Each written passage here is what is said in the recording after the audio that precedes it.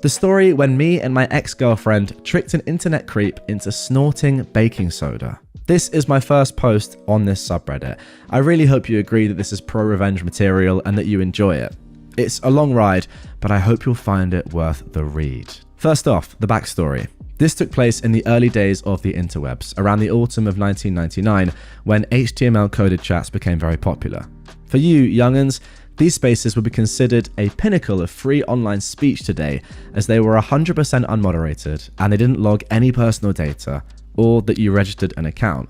It was extremely basic to use, as you just had to write what your session screen name was, and that was it. So anyone who wanted to be a creep, abusive, or toxic could do this without any real life consequence, which led to a lot of unwanted contacts. Their MO was basically to use the whisper function, aka old school DM, where you still wrote in the group chat, but only the recipient could see it. Especially girls and young women were targeted, and although these chats didn't support any images, it was pretty common to exchange email addresses to keep in touch. So, lo and behold, the low pixel DPic was received. This meant that we users needed to figure out ways to self-moderate the chats. The most common way to protect ourselves was to create online communities on a separate website, often using the name of the particular chat room where you hanged out. Ours was named The Attic, for example. As this was before the use of registration, a membership would be granted if you were active and endorsed by another member. We had member lists containing our nicknames, a bulletin where we warned about known creeps, lists on how to behave, early netiquette, and other ways to support each other.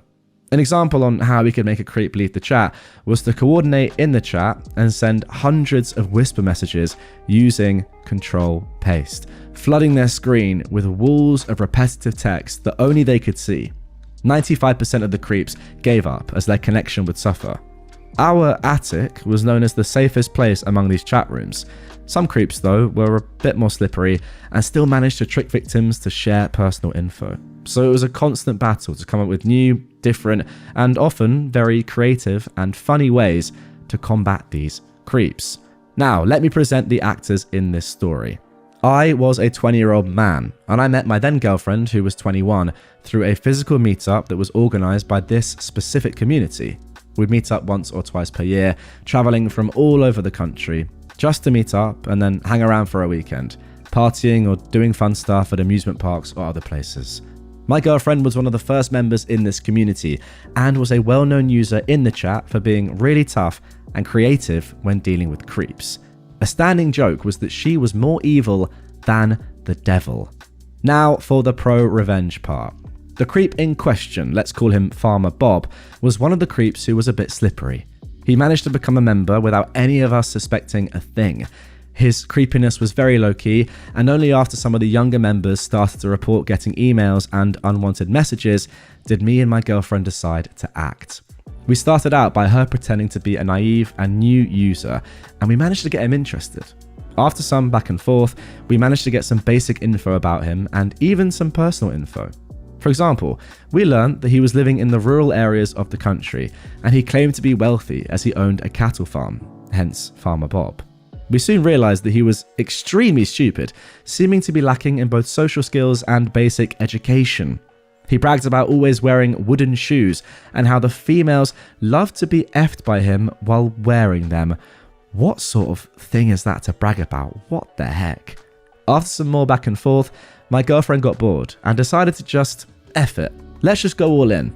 So, my girlfriend pretended to be interested in maybe hooking up, but only if he could offer some cocaine, as it always made her super horny. To our surprise, he took the bait and that he couldn't afford it, despite bragging about being a wealthy cattle farmer just an hour earlier. He also slipped by telling her that his parents would be out of town the coming weekend. The dude literally forgot that he'd claimed to be the owner of the farm. Anyway, my girlfriend felt that she just wanted to exaggerate the heck out of him, and she wrote something like this. But Farmer Bob, didn't you know that if you mix 3 parts baking soda with 1 part vanilla sugar, then you'd get a rush equal to a cocaine rush, but with a nice aftertaste? It's always way cheaper. We thought this was so over the top that the game would be up and that he'd finally realized that my girlfriend was just trolling by now.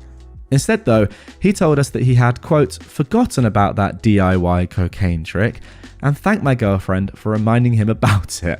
Goodness me. I mean, imagine that worked. That would really hurt the drug industry quite severely. My girlfriend convinced him that he had to be sure to make a batch before she booked a train ticket, and he had to make sure it was of good quality. He promised her that he'd make a batch right away and try it out later that evening, and we logged out. Fast forward a couple of days, believing him to have realized that my girlfriend had been trolling him, we got an email written in all caps. It was something like, "You made my nose bleed, you mother frickin' female dog. I had to visit a clinic because of you," etc. He was so furious and accused her of tricking him.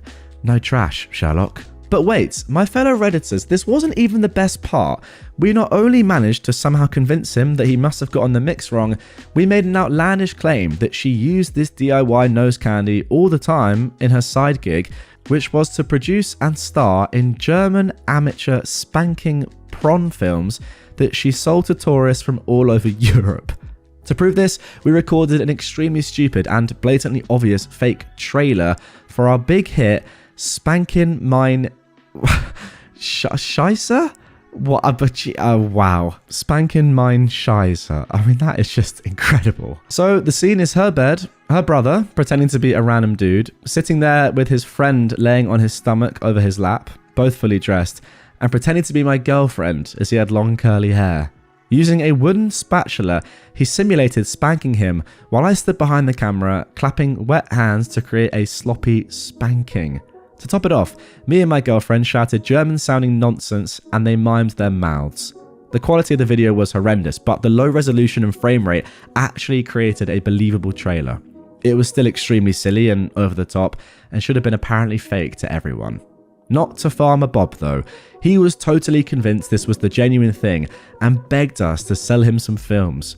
We agreed to do so, but only if he tried the homemade cocaine again.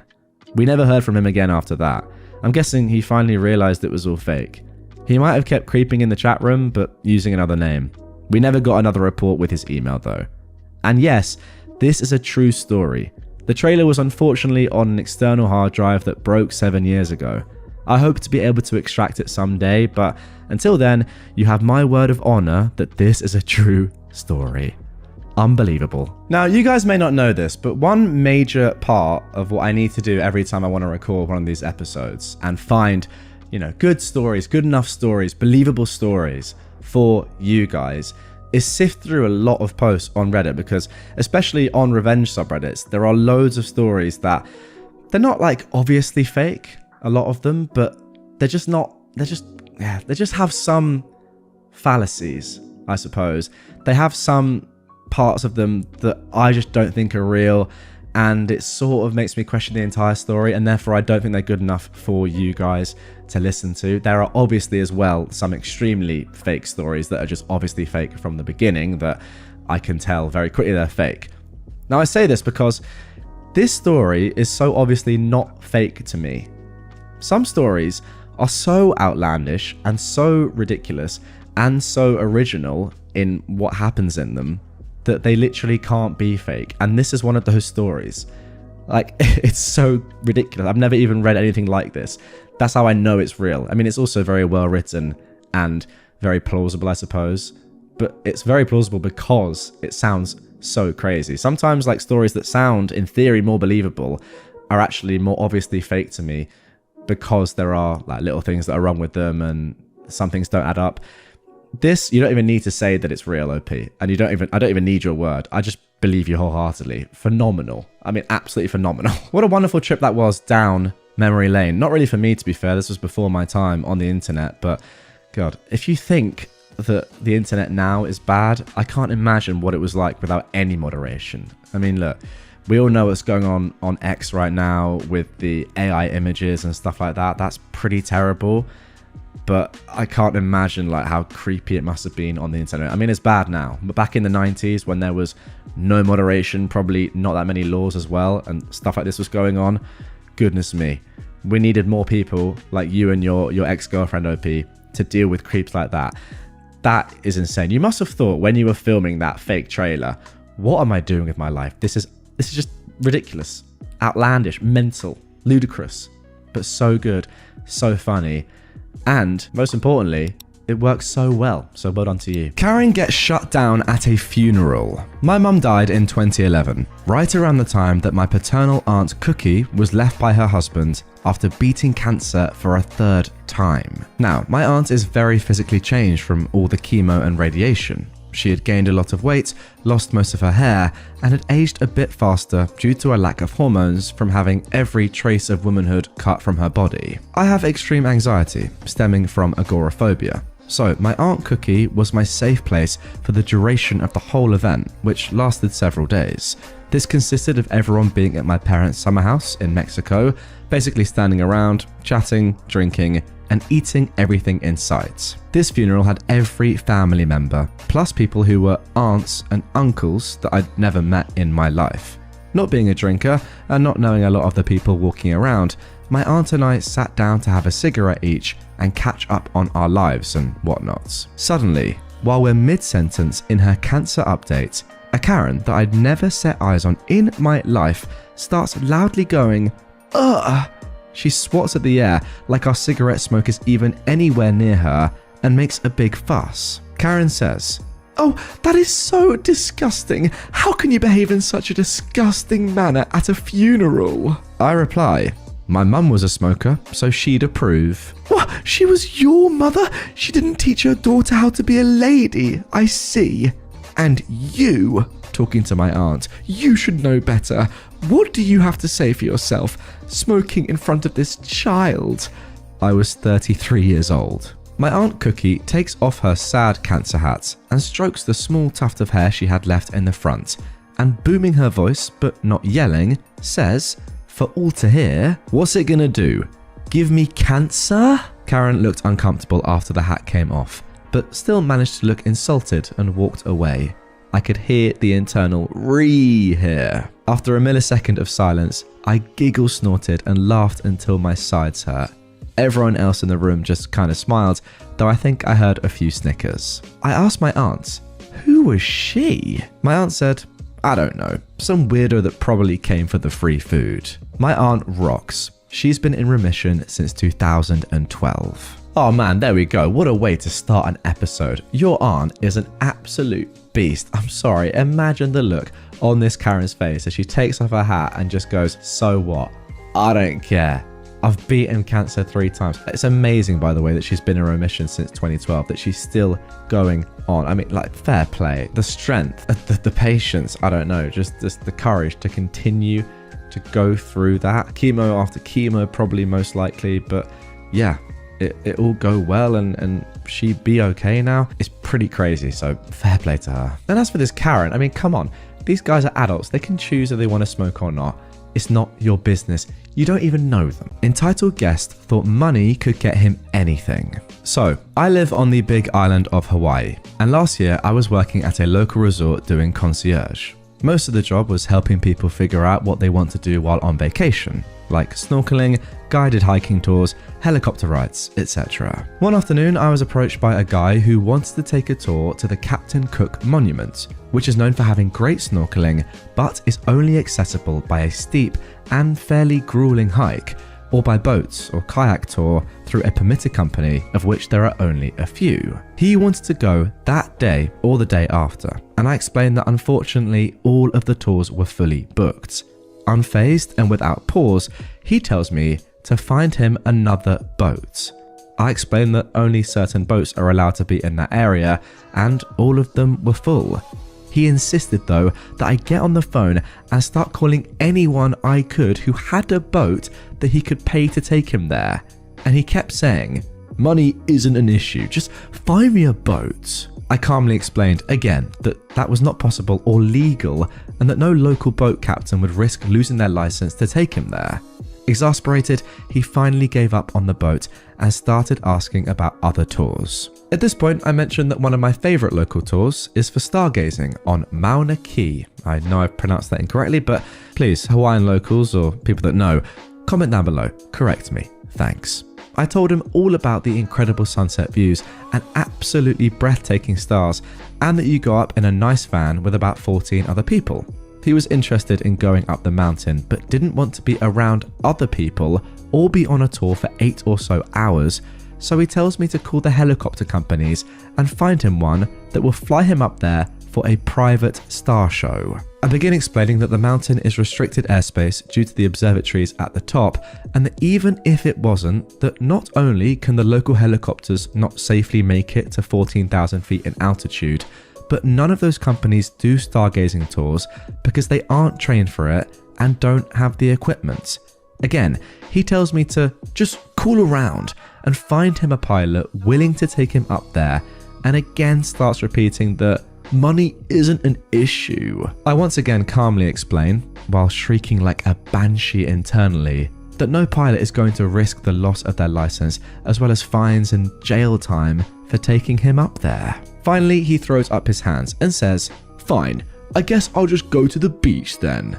Like, yeah, dude, I feel so sorry that you left planning your vacation activities until you were on vacation, clearly have issues being told no, and now your only option is to enjoy a stunning beach in one of the most beautiful places in the world. God, I hate rich people. Oh my God, absolutely despise this sort of person. Just because you've got money doesn't mean that you can have access to do whatever you want. It's just not how the world works. It's just annoying that people like this have lots of money and just feel entitled to be able to say and do things like this. It's just insane. There's literal legal reasons as to why money doesn't matter in this situation and you cannot do this thing. Yet they don't get it.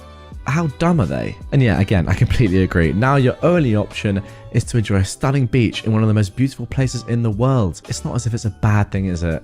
Goodness me. The audacity to say, "Fine, I guess I'll just go and enjoy the beach then." Yeah, you will. My sister-in-law got a new engagement and wedding band, and it's the exact same one as mine. My sister-in-law copied my engagement ring, and I'm trying not to get angry. My sister-in-law has always hated me. From the moment I got with my now husband, her husband's twin, she has always hated me. The first thing she ever said to me was that I'm the longest lasting girlfriend, and since that day, there's been this weird unspoken competition where she's always trying to belittle me, making me feel small and insecure. At first it used to work, but now it just angers me. She's bragged about seeing my husband, boyfriend at the time, naked before. She's made comments about my sister's marriage unnecessarily. She's just jealous or something and has always said something to demean me. She goes and changes into outfits that match mine and literally copies me in everything. Well, me and my husband got married recently and he bought me a new ring because of our new journey in life as we'd grown so much. And then today I went to my mother-in-law's house to celebrate someone's birthday and she's here with my husband's twin. I look at her and she copied my ring. Exactly. My husband bought me a new 5-carat pear rose gold double halo ring, and she has the exact same thing. I am so freaking angry. Also, an added note, she also copied our other sister-in-law's engagement ring. My husband has 7 brothers, and the eldest got married first, and then she did, and she had the exact same ring as that girl too.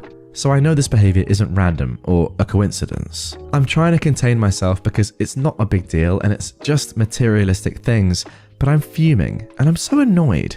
I literally don't want to talk to her at all on this trip. So should I confront her or just leave it alone? Yeah, now this is just extremely weird, and to be honest with you, over the history of my channel and having read a lot of stories about people like this is not a kind of new occurrence, I want to say, an individual like this in one of these stories on these entitled subreddits. She's just, I don't know, got so much wrong with her, so much jealousy. We don't know why, because obviously there's not a lot of context to outside what we've been given, but it's just clear that she is a terrible person, and I don't really know what her agenda is, what she's trying to do, what she's trying to achieve, but yeah, just a horrible person that sadly is a part of your life.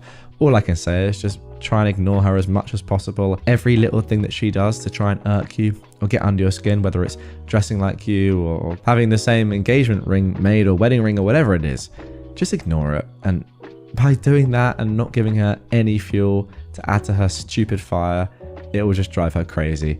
Trust me, I think that's the only thing you can do here. Lady gets a ticket after people kindly warned her. This one is from a few months ago, but it's still gold. There's an intersection by my work that connects two main roads, east to west and north to south. When you come to this intersection from any direction, you won't be able to turn left. There's signs everywhere telling you, no turning left. Easy, right? Well, no, not easy. Living in that town and going to work where I work for almost a decade, I've seen so many people turn left. People usually just honk and swear, but this time there was a cop waiting to go through, east. This lady pulls up in a nice Cadillac. She's coming from the south and goes to turn, you guessed it, left. Now, people see the cop. They know that her getting pulled over will slow down traffic as it's a 2-lane street. So panic ensues. Honking, yelling, some swearing. One guy on the street says, "Lady, don't turn left. There's a cop. Don't turn left. Don't turn left," like a freaking chant, everyone together. This lady rolls down her window the rest of the way. At this point, she is mid-intersection going to turn left. The cop is shaking his head no. Bro looked like he was on lunch and he was fuming. Like he's close enough that I can see the sandwich bag in his car. The lady though yells out, and I'll never forget, "I can do whatever the frick I want to. I will do whatever I want, and if I want to turn left, I'm freaking turning left. I don't care." And left she goes. The cop looks down. Lunchtime has been interrupted. His windows may have been closed, but you can tell when someone yells the F word. He turns around and puts his lights on. Of course, she pulled over. She can do whatever she wants till the cops are there. Oh, I mean, come on, woman. Everybody there is telling you not to do something. They're all trying to help you. But no, I guess that is the definition of entitlement. You feel entitled to do whatever you want. And yeah, you pay the repercussions because you deserve them. Like, come on. Even the cop is pretty much chanting, saying, "Please don't do it. I'm eating my sandwich, man. Just play by the rules like everyone else does." Or the majority of people try to, at least. Everyone's trying to help you, but no, I'm going to have to pull you over here. I'm going to have to do my job. And yeah, nobody really wanted that to happen. Apart from you, it seemed. It's just instant karma of the highest accord. And one thing is for sure, never interrupt a cop on their lunchtime. That is a surefire way to get a ticket. Now for our next entitled people story. My aunt felt entitled to my money. At the beginning of the year, I decided to move across the country and change career. What I'd not anticipated was that due to stupid French insurance laws, they cover agencies and homeowners for unpaid rent only if the renter is a student, not workers in training. I couldn't find anywhere to live. My aunt was living less than an hour away from where I would work. So I called her. She was about to move away from her old apartment and apparently didn't have enough room for me in her new place, so she offered to keep renting her old place while I finish my probation period, and then once I'm able to rent, I'll move out or rent the place myself. But it came with a condition. I had to pay her the entire caution in case I break anything, and I had to buy her the kitchen she'd installed and several other pieces of furniture because it was a pain to move it. I also had to only have moving boxes, no furniture myself. I had to argue to let me have a freaking fridge. I moved in and stayed for the 3 months probation. Then I decided that I preferred to live near my job and move out. I cleaned my aunt's apartment, I moved my things out, and the furniture she sold me, except for the kitchen, and left. Now, because I was here illegally, I had no choice in that. My name was never on the contract, but I still paid my aunt rent every month. I believed that she would receive the entire caution back and give it to me. Plus, she said she would try to resell the kitchen to the new renters, and that would allow again me to have some money back. But she texted me yesterday that she'll only receive 30% of the caution back. Here are the reasons. She lost the key and it has to be replaced. I insist she lost a key. Charges to pay, and then also garbage taxes. Here is the kicker. Those are the charges for the entire year, but I was only there for 3 months. Yet still, she is making me pay the entire tax. I wouldn't mind paying them for the 3 months I stayed, but I find the entire year to be exaggerated. Plus, I didn't lose the key, she did, and still it's up to me to pay? Her reason was, We agreed I would only give you the money that the agency is giving me back. I'm screwed because I was there illegally, so I don't have a leg to stand on. I'll just remember to never trade with that aunt again. Well, although I see your point, OP, that you don't have a leg to stand on because you were there illegally. You can do other things, right? You can, for example, tell your entire family about how your aunt treated you, what she made you do, and how much money she made you pay, when in reality, that was her caution. That was what she had to pay. Well, at the minimum 9 months, but probably more, given, as you said, she was the one who lost the key. So yeah, I think that there's nothing you can do financially in terms of that money is gone. But tell your family, tell everyone, make people understand what your aunt did and that your aunt is a bad person. Just to clear up some things as well, I'll put this on screen actually. People are asking in the comments, if OP was there illegally, isn't your aunt the one that's liable? So do nothing, it's on her to fix, not you. But then someone has replied that the aunt is shorting them on the payback, there's nothing owed to the landlord. OP clears things up though. Yeah, I don't know if it's the same in the USA, but in France you have to pay a caution when you rent a place, and when you leave, if anything is broken because of you, part of that money isn't returned. Okay, so in England we call that a deposit then, that makes sense. To assure my aunt I was coming in good faith, I paid her the caution before arriving. I really had no choice, and she took advantage of that. I see, it all makes sense. Very sad. But there we go. I, a 26-year-old man, found her, a 28-year-old woman's, TikTok after we went on a date. This is honestly not something I expected to post about. But here's the thing. I've known this woman for a while since we're in the same friend groups. She's a nice person, attractive, and honestly, I've always enjoyed my talks with her. A few weeks ago, I asked her out on a date. I figured if she says no, it's fine, but she actually agreed. We went on a date this past Saturday, and honestly, I thought it was awesome. We went out to dinner, had drinks, spent the rest of the night talking, and we even took a walk on a walking bridge over the town's lake. It's not a big one. I dropped her off and was elated.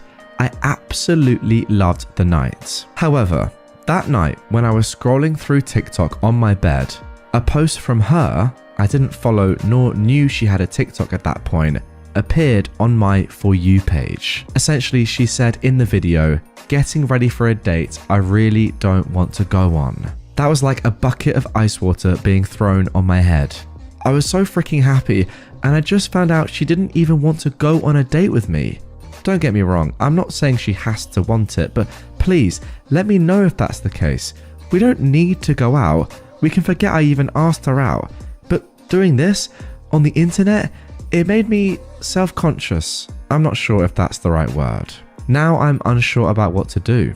Should I tell her I saw this or just forget about it? Honestly, it really hurt me, and I'm not really sure I want to give this another try.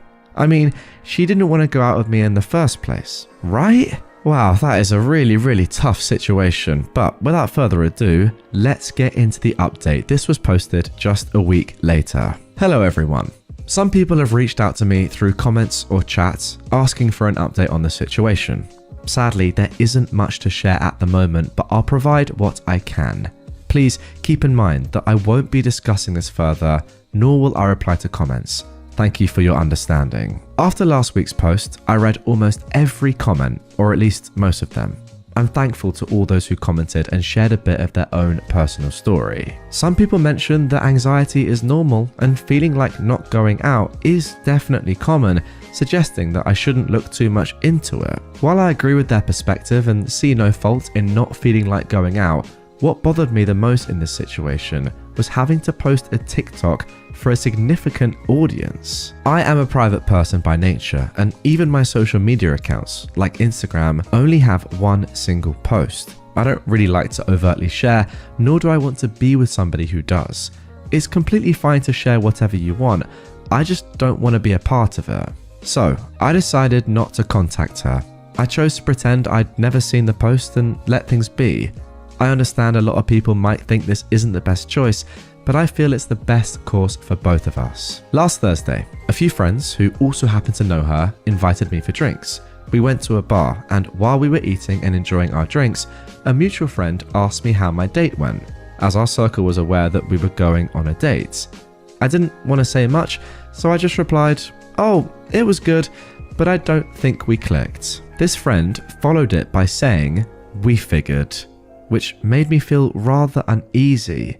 When I asked what he was talking about, he hesitated, but eventually said that they had seen a TikTok post from her about not wanting to go out. At this point, I didn't really know what to say. This situation is just incredibly messy for me, but there's not much I can do about it. Still, I wasn't going to mention it, nor did I try to look up if there was any update on her part. In fact, I deleted TikTok after that incident. It just wasn't doing me any good. Nevertheless, this past Saturday, she sent me a text. She mentioned that she enjoyed our date and asked if I wanted to go out again. I understand that she clearly stated that she enjoyed our time together. However, I don't want to be with someone who exposes so much of their personal life. It's not something that would be good for me. So I decided to tell her the truth, and I sent a text explaining that while I absolutely enjoyed our date, her company, and that I thought she was an amazing woman, her post from the night of our date came across my For You page on TikTok, and it made me feel really self-conscious. While I understand that she enjoyed the date, contrary to what she felt at the time of the post, I didn't feel comfortable going out with someone who had such a high level of exposure online. I wished her the best and expressed hope that she finds someone whose lifestyle aligns with hers. She has read the message and left me on read ever since. I don't think she'll reply, and I don't think we'll have a lot of social interactions going forward. I'm sorry if this wasn't the update you guys were expecting, but yeah, sadly, that's what the situation became. Anyhow, I wish everyone a good day. Okay, wow, what a post to start things off. First of all, I've got to say that usually I try and keep my comments relatively short and concise on these episodes, but I have so much personal stuff to say about this that I don't think this is going to be short. First of all, I literally know someone who's been in this exact position before. It's actually one of my good friend's brothers, and yeah, he was in this exact spot, dating someone who posted about their dates and, well, her dates with him on TikTok. It's a very, very weird spot. I mean, this person has quite a few thousand followers. We're talking tens of thousands here. This is a relatively big account, and yeah, he knew that after going on a date with her or texting her or, you know, just his feelings towards her or her feelings towards him, it was going to be public through her TikTok account. And that was obviously pretty weird. It was also weird for us, right? Watching these videos from her. She's American and he lives in America. But yet we were given an insight into their dating life. It was just a bit strange given that we knew the person that she was talking about. Now, if you don't know who that person is, maybe it's interesting. I can hold my hands up here. However, linking this back to the story I've just read, from OP's perspective, I don't think it's a very comfortable position to be in when you're going on a pretty intimate date, you know, a personal thing, yet the person you're doing that with is spreading everything or telling everyone online about it. Now look, I know that there is a big audience for that. I completely understand it, and it's very popular, that sort of content, but I agree with OP. It's not the best thing, I think, to have somebody just spreading that information online. I don't know. I kind of agree. For me personally, I don't give out too much information about myself online, if I'm being pretty honest. I actually don't give out that much at all. Yeah, you know, I have an Instagram account, I have a Twitter, but those aren't that public, really. I mean, they are public, but they're not super public. I'm not like posting stories every day about what I'm doing. I'm not kind of necessarily telling you lot all the time how I'm feeling or like my dating life or that sort of stuff. It's just not what I kind of want to do, because I feel like it's important to keep that sort of stuff separate. I don't know.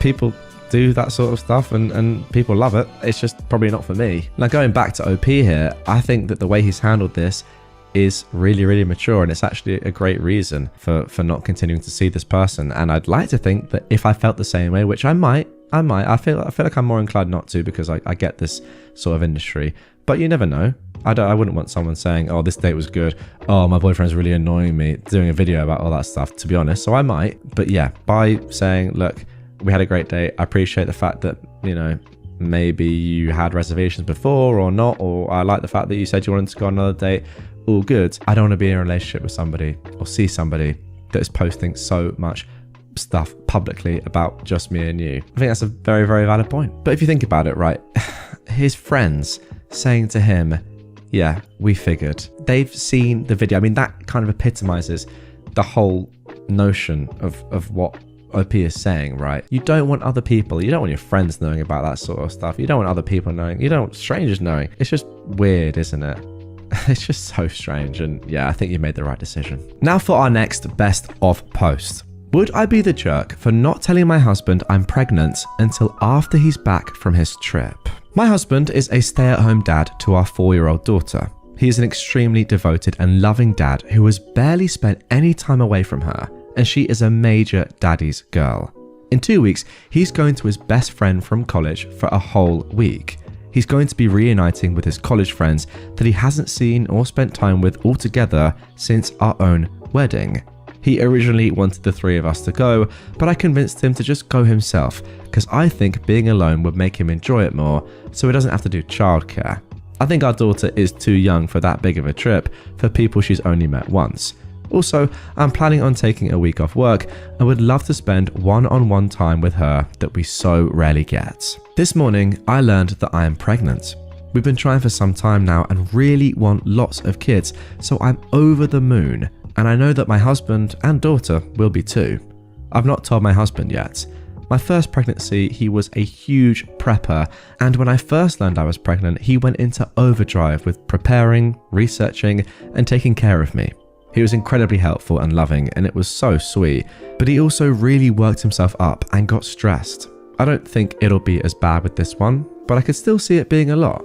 I honestly don't really want to tell him until after his trip, in 3 weeks, even though it's a huge secret for me to keep. I think he'll potentially be upset, which with him is very, very tame, when he finds out that I'd known for 3 weeks, but he would get over it fast. My concern with telling him is I could honestly see it ruining his trip. I can just imagine the constant texts asking me questions for the millionth times or sharing his most recent thoughts. I really, really want him to have a chill and fun trip and be able to decompress. And for myself, I want to be able to just focus on having a great time with my girl. But I also don't want to just hide something so hugely important to our family from him, since he obviously deserves to know. I can't really decide. Would I be the jerk if I decided to wait to tell him until after his trip? Okay, so before we get into the update here, first of all, a couple of relevant comments from the original comments section. Someone has said, no, you're not the jerk, but definitely don't tell anyone else before him. I completely agree with that. The logic here does make sense from OP. I think that's completely fine. But yeah, you cannot tell anyone else because that is when it would get unfair. OP replies, oh yeah, I'm definitely not telling anyone else. That's why I'm asking Reddit for advice on this and not friends or family. Yeah, that does make sense. Although I may tell my daughter right before he gets home because I'm loving all of the surprise suggestions that I'm seeing, especially with her wearing a big sister shirt. That is a good shout. Someone else has replied to that saying, I love the big sister shirt. If she's not reading yet, you can have her help you make it, then tell her when she's putting it on to show him that it has a secret message for daddy to read out loud to her. They can both get a surprise at the same time. That is genius. Oh my word. She can blurt out when she sees him that her shirt has a secret message for him, and she won't know ahead of time what it is. Oh, that is so clever. And OP has replied that she absolutely loves this. This is absolutely what she's going to do. Thank you so much. What a great idea that is. Okay, so now for the update, which came 6 days later. So I hadn't planned to give an update so soon, but even though I planned on waiting until after my husband's trip, after a few days, it became clear to me that I could not wait that long. He definitely knew something was up with me. I've been getting crazy excited and been chomping at the bit to tell him, and honestly it just didn't feel good to keep something that big from him for so long.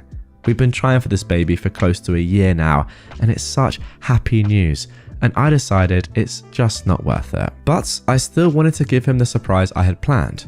I asked him to go out to the store to grab something really quick, and before he got home I had my daughter put a shirt I'd got on her that had "only child" crossed out with "big sister" written underneath. When he came through the front door, she sprinted to him, yelling about how her shirt had a secret message for him.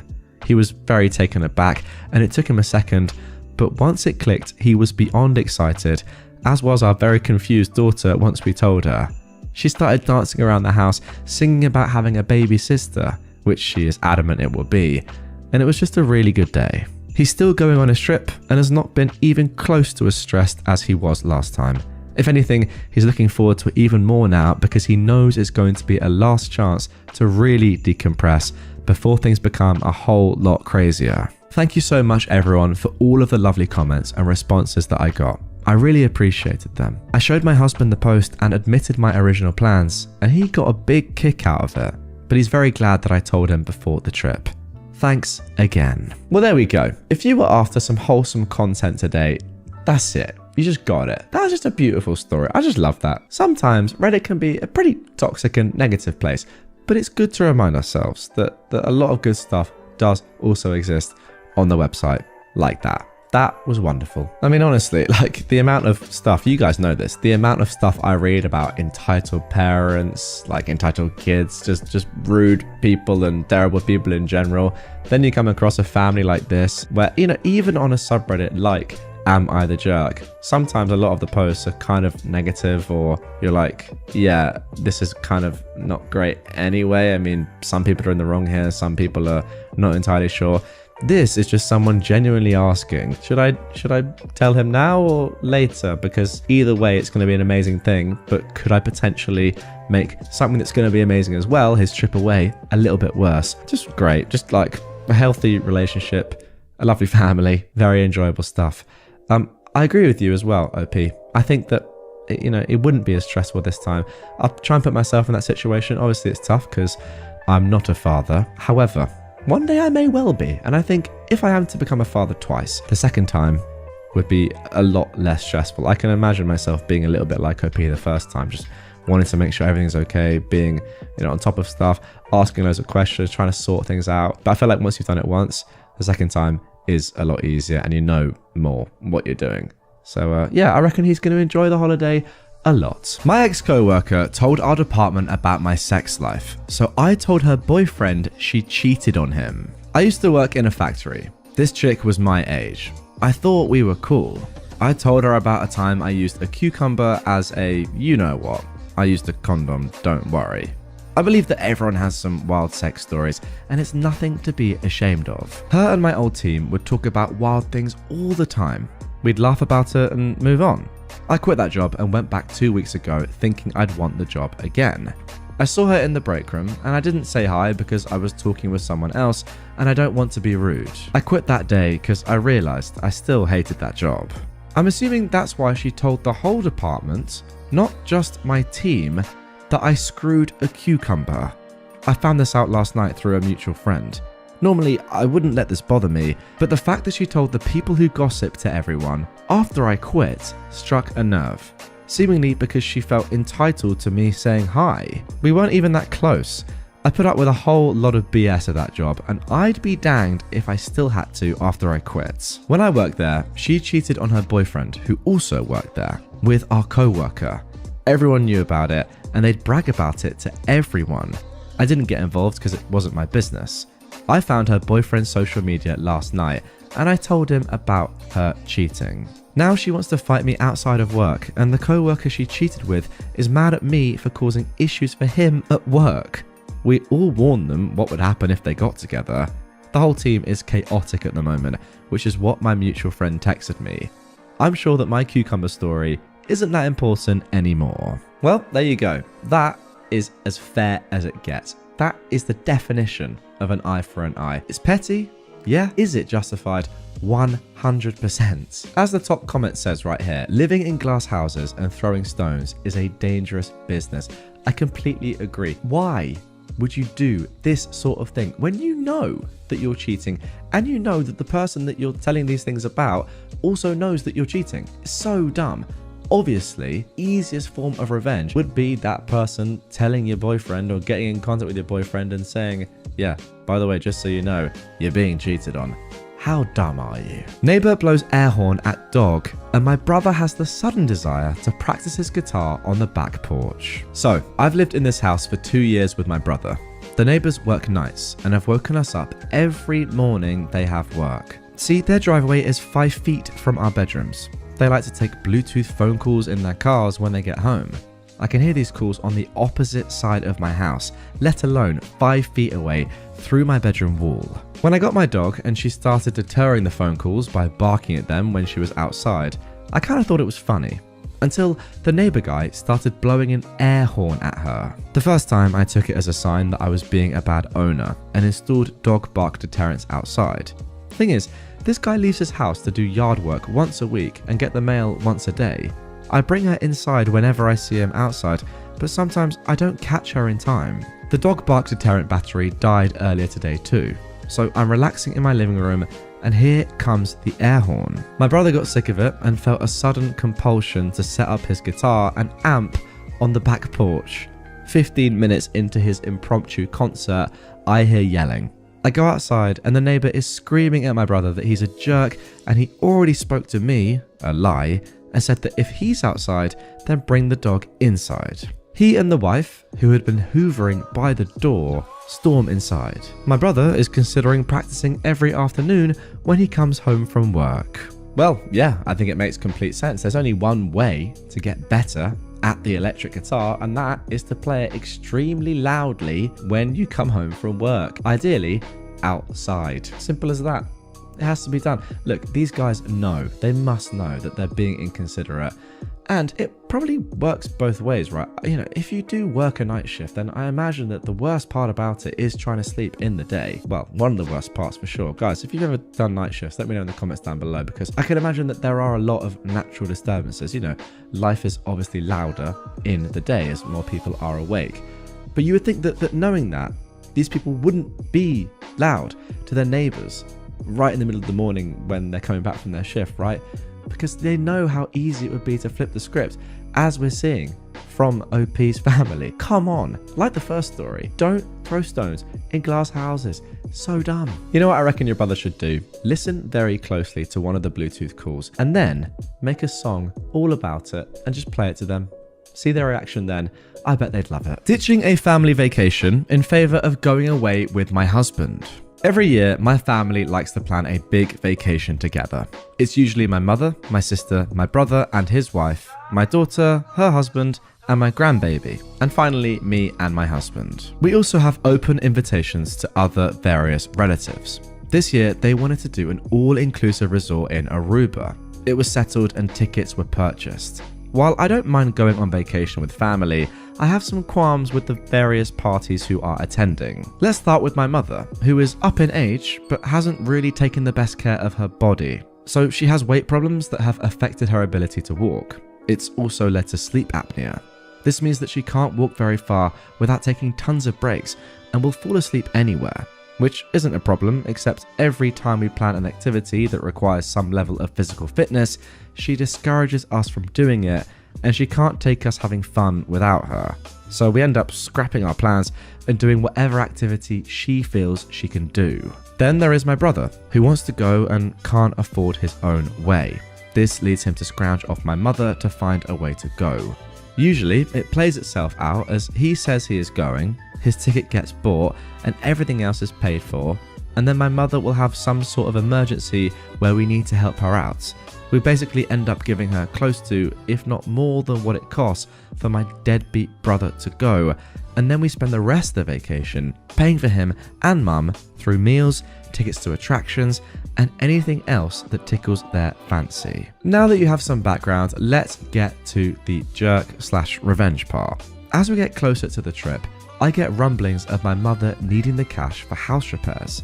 Then my brother has to quit his job to go on the trip because the man won't let him off, and my daughter and her husband booked the honeymoon suite. As all of this is going down and we confirm flights, accommodations and excursions, I just nod my head and agree. The day of the trip, we all head to the airport and get through security.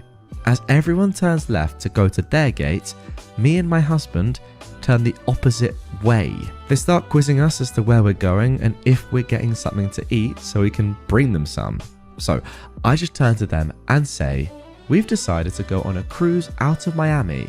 See you guys in a couple of weeks. My daughter is irate and says, who is gonna watch the baby while we enjoy our second honeymoon? My mother is like, who's gonna pay for this for her and pay for that? My brother just looks dumbfounded like he just lost his pet. And they all start to tell me how I'm ruining their vacation and I'm a jerk and stuff. Now this right here is absolute genius. Yes, in this one moment, I have to say that you are being a jerk because you haven't told them about this, and yeah, it's tough on them. However, it's so beautiful and it's completely justified. Like, it's so good. Imagine the look on their faces. They have taken advantage of you for so many years now, probably so many different trips, and yet here we go. Right back in their face, bang. You're leaving them probably in the complete mud because they were reliant on you to pay for everything. Let's be honest, that's what you've always done. That's what they've always relied on you for. What are they going to do now? As you go off gallivanting, enjoying your trip with your money, good for you by the way, they are just completely fricked. And that is what I love to see. A taste of your own medicine. Phenomenal stuff. I mean, their actions, to be honest, just confirmed, right? How each of them individually plan to take advantage of you. It's right there for you. The reasons for you doing what you did were literally stated back to you as you left and did your own thing. So obvious. Like, if you had any doubts about if what you were doing was right or wrong, there you go. Confirmed. You did the right thing. Phenomenal revenge. Creep learns to not ask girls for nudes. This is an older story, but something on Today I Effed Up reminded me of it, and I figured it was worth sharing. So, we'll call Creeper Kevin because he was an idiot, and this concerns my older sister, who I'll call Susan. Kevin lived across the street and was friends with my brother. His mum was friends with our mum, and we regularly babysat his little sister. I think it started when we went camping. We got him to go over and feed the cats and fish and water the plants while we were gone. And when we got back, Susan found that someone had been in her underwear drawer. And if I remember correctly, there was a pair missing, but we never really got any confirmation. Well, don't ask how because I don't know, but Kevin had Susan's phone number and he started asking for nudes. Susan showed our parents, and the way they saw it, there were two options. They could tell his mum, and we knew that she would absolutely kill him, or we could screw with him. Susan chose that option. He asked for a hot pic. She sent him a picture of the stovetop with one of the burners on. He asked for a nude. She sent a picture of an ankle. He wanted more explicit, so she obliged. She sent him a picture of a thigh in spandex. He wanted more, so she sent him a picture of a nipple. He didn't ask again, and we let that brew for about a week. Then we told his mum, and she was ready to rip his head off, but then we told her what we did, and we sent him the same pictures, but this time they weren't cropped. You see, dear reader, those weren't pictures of Susan. They were pictures of my bio dad. So that thigh in spandex was his hairy thigh in these spandex boxer things he used for his back, and that nitpick the kid jerked off to was a hairy man nipple. His mum was howling with laughter. She did have a sit down with him, and she noticed that he wasn't disappearing to his room for a nap for a good long while, and his showers were much shorter. We're pretty sure he was traumatized for life, and he never asked my sister for another picture. Once he asked for one from a girl that she knew, but obviously Susan told her friends about what happened, and the friends sent him the same zoomed in nitpic. We never heard about him asking another girl for pics. Oh my, this is a hands-on head moment for me. Oh, can you imagine? Can you imagine having a fun time, you know, with yourself over a picture that you think, you know, an attractive girl has sent to you, and then you find out that it's a hairy man nipple. How can you ever look at yourself in the mirror again? I mean, it's just ridiculous. Unbelievable. And also, the fact that he's then continued on asking other girls for nudes and has had that hairy nipple sent back to him again is so good. Look, obviously the guy's a complete creep, but he is going to be traumatized for a long time. Imagine jerking off over that. Oh, it's crazy. It really is. And now for our final petty revenge post of this episode. Steal my parking space. Enjoy the fine. Me and my girlfriend started renting an apartment in August. My girlfriend had a few weeks left of her job, a city over, and due to that, my girlfriend needed a car. Since she worked late evenings, it would be almost impossible for her to find a parking space close to our apartment at roughly 9 PM, since all parking spaces would be filled at about 4:30 p.m. So we both decided to pay $90 a month for the parking garage under our apartment. After a few weeks, my girlfriend started working closer to our home and the need for a car disappeared. The lease wasn't up on the parking space, so we decided to use it as a reserve space in case friends or family came over. Since the space is usually empty, people started parking in it. We usually would call parking security and they'd put a fine on the car. But this time I chose to be nice. A blacked out BMW was parked in our space and I found out who owned it. I called them with the intention of asking them to move the car politely. The owner of the car was a 30-year-old man. I rang him up and he picked up the phone. Silence. He was silent for a solid 5 seconds before I hesitantly said, "Hello?" He responded, "Who is it?" in an annoyed voice. "Hello, my name is OP." "OP who? From what company?" "Oh, I'm not from a company. I just live in the same apartment complex as you and was wondering—" "Go the frick away," he interrupted. Then he hung up the phone. I then called parking security and 10 minutes later, there was an $80 fine on his car. I tried calling him again to tell him that there was a fine on his car and a tow truck would be there to pick it up later that evening if he didn't move it from our spots. But when I called him up, I got a very warm and pleasant response. "Stop freaking calling me!" And he hung up. Later that evening, I saw a nice blacked out BMW on the back of a tow truck. Oh, and a little update to when this one as well. One of the other times this happened, I took a photo of the car. I just remembered that I still have the photo, so I looked at the license plate, and it turns out, same last name as this new guy. I looked up the person and they're related. The apple doesn't fall far from the tree, I guess. Oh wow, I mean, yeah, this is good revenge, but it's not really revenge at all, is it, if we're being honest with each other? This is just what you would do in this situation. Ultimately, you didn't even have to be polite in the first place. But you were, and he still didn't really care. I mean, maybe he's one of those people that just won't even care about the fine or the fact that his car's been towed. I mean, surely not, right? Surely it's worth just, you've heard that someone's from your apartment. Are you that much of an arrogant idiot? And I want to say something a lot stronger there, but I'm not going to swear. That just says, "Oh, you don't care from my apartment, just F off." And then you get that same call again and you still are not like inquisitive at least, or maybe someone needs your help or something like that. Or perhaps you realize that you've parked in a space that you don't pay for or own. Maybe it's to do with that. I mean, come on. It's ridiculous. And yeah, ultimately the guy's car deserved to be towed. What an absolute tool. It's funny, I'm just looking through the comments. A lot of people are saying that, oh, what a surprise the guy's insert swear word here. He drives a BMW. Tough.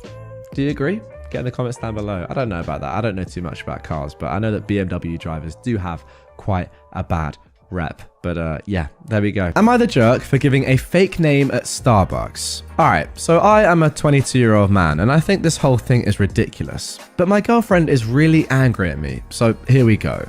I don't like giving my real name at places like Starbucks and similar stores, where they shout out your name when the order's ready. I can't tell you why. I have a normal, reasonably common name that I like fine enough, but for some reason it majorly creeps me out when a barista shouts my name through a room full of strangers. I guess it's just some harmless quirk I have, at least to me. So whenever I'm at a store where they want your name, I say it's Tom.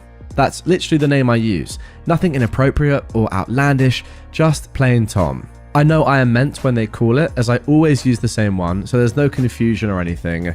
They yell Tom, I get my drink or my food, and it's never been a problem until now. A couple of days ago, I was at Starbucks with my new girlfriend and ordered our drinks while she sat down.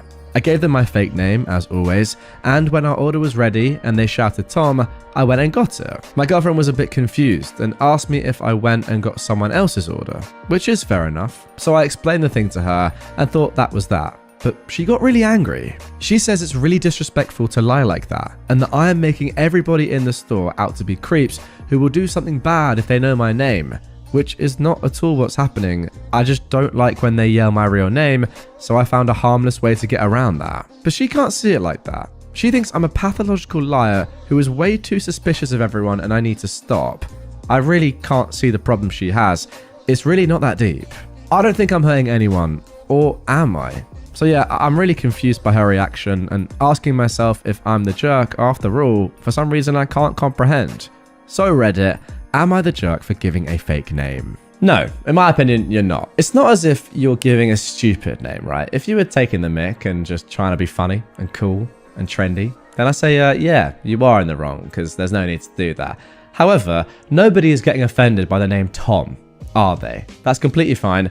Your reasoning is completely fine. If you fully explain this to your girlfriend and she doesn't get it, then suck her off, mate. She's clearly weird. It's very easy to understand why you do this. And by the way, it's fine if she doesn't agree. Your reasoning makes sense. If she doesn't understand that, that's on her. Am I the jerk for telling my husband I find him disgusting and I want us to sleep in separate beds? My husband and I welcomed our second child 4 months ago.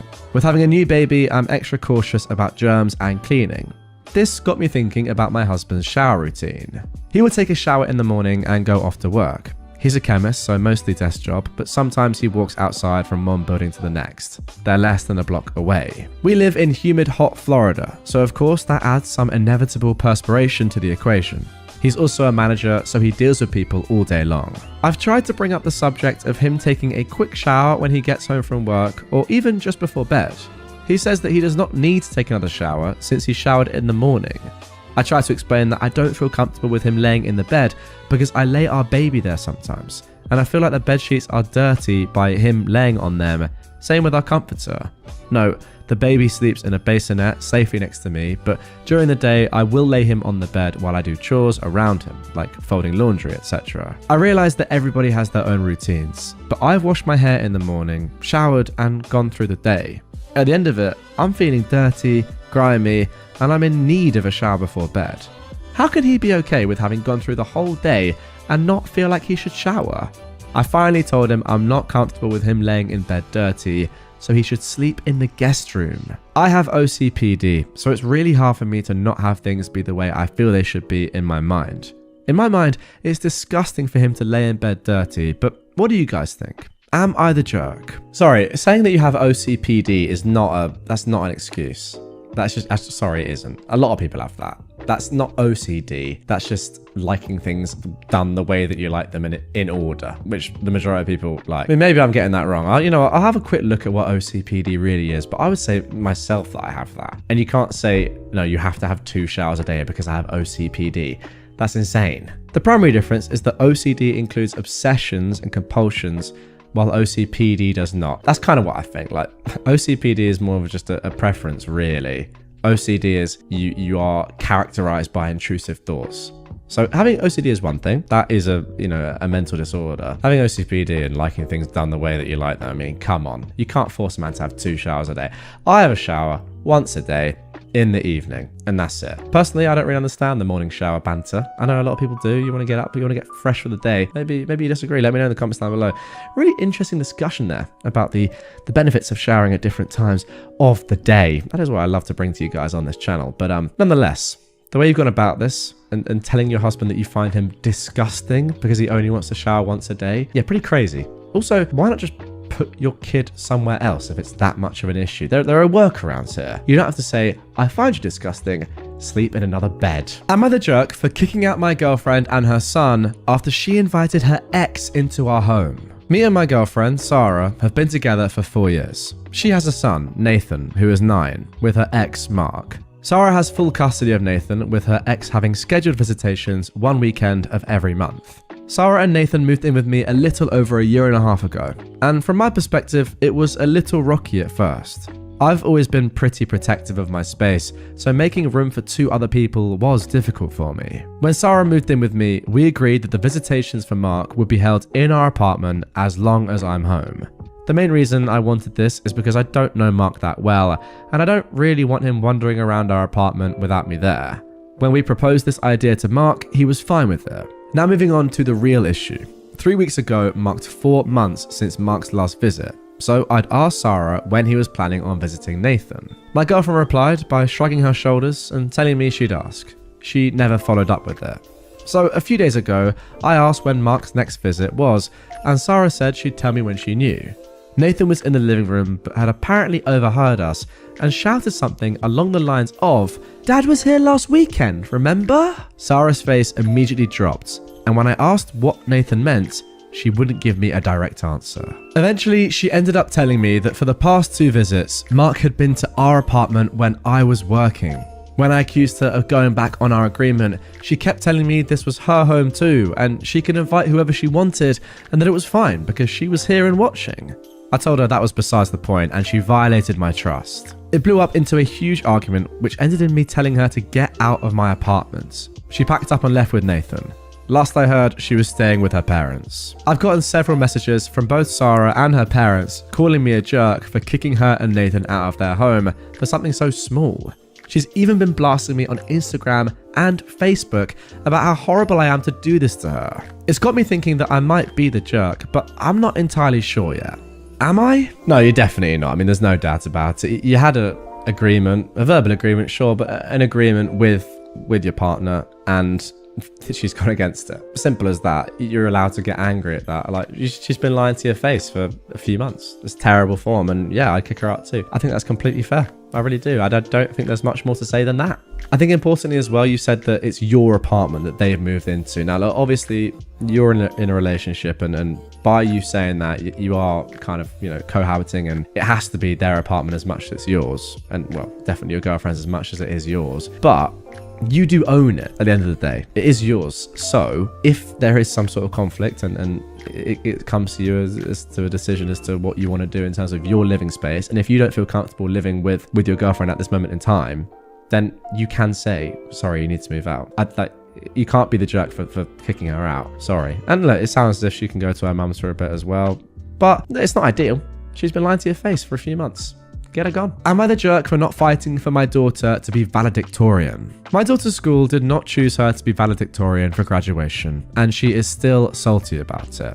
Her high school normally goes with the highest grade point average, but it can be between the top 5 students if one demonstrates high academic achievement, like winning a competition. My daughter was the leader of and won a national robotics competition, and being the top 1 to 2 students, she was sure she would get valedictorian. But the school broke away from their criteria by choosing a girl who'd been in a car crash caused by a hit-and-run driver. The girl wasn't badly injured, but her mum died from the accident, and she went on to finish the year with good grades.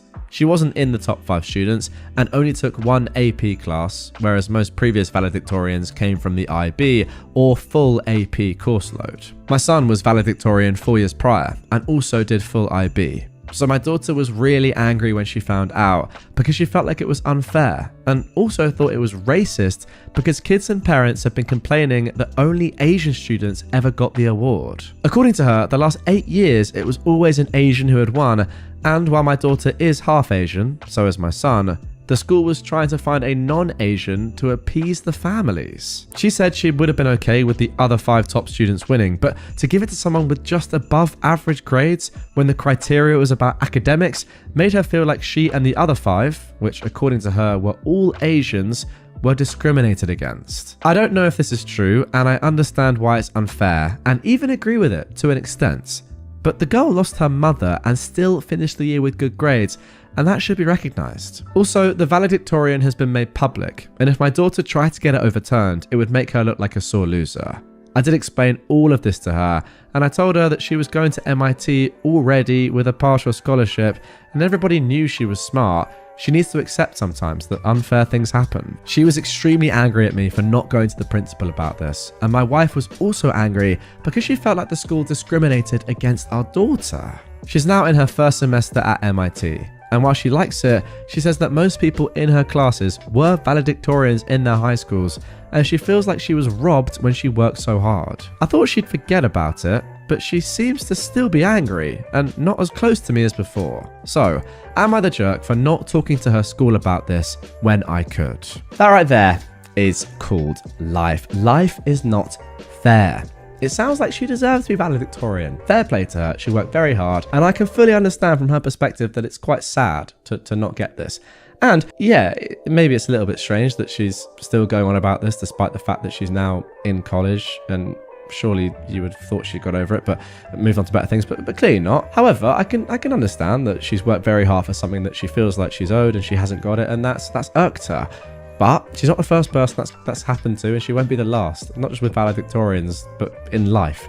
I'll be honest, I don't know how important or meaningful valedictorians are in American high schools. You'll have to let me know in the comments down below. But I mean, we have something similar, I think, which is like head boy, head girl in school, and people really want to get that sort of stuff, but sometimes they don't, even though they deserve it. And by the way, the person that did actually get it is pretty astonishing, right? I would say they deserve it more than Opie's daughter, to be completely honest. Like, your mum was killed. You were in the car, yet you still do really well in school. Is that not more deserving of someone that had a nice, normal life, their parents are still alive, and they did better academically? I don't know. It's a tough spot, but I think for this argument, it seems reasonable. The only thing that I could say was that if you really wanted to, you could ask a question about the Asian thing and the discrimination. I mean, I don't see how it can be, but who knows? I mean, we're missing context here. I think really your daughter is clutching at straws a little bit with that, but who knows? I mean, there could be more to that.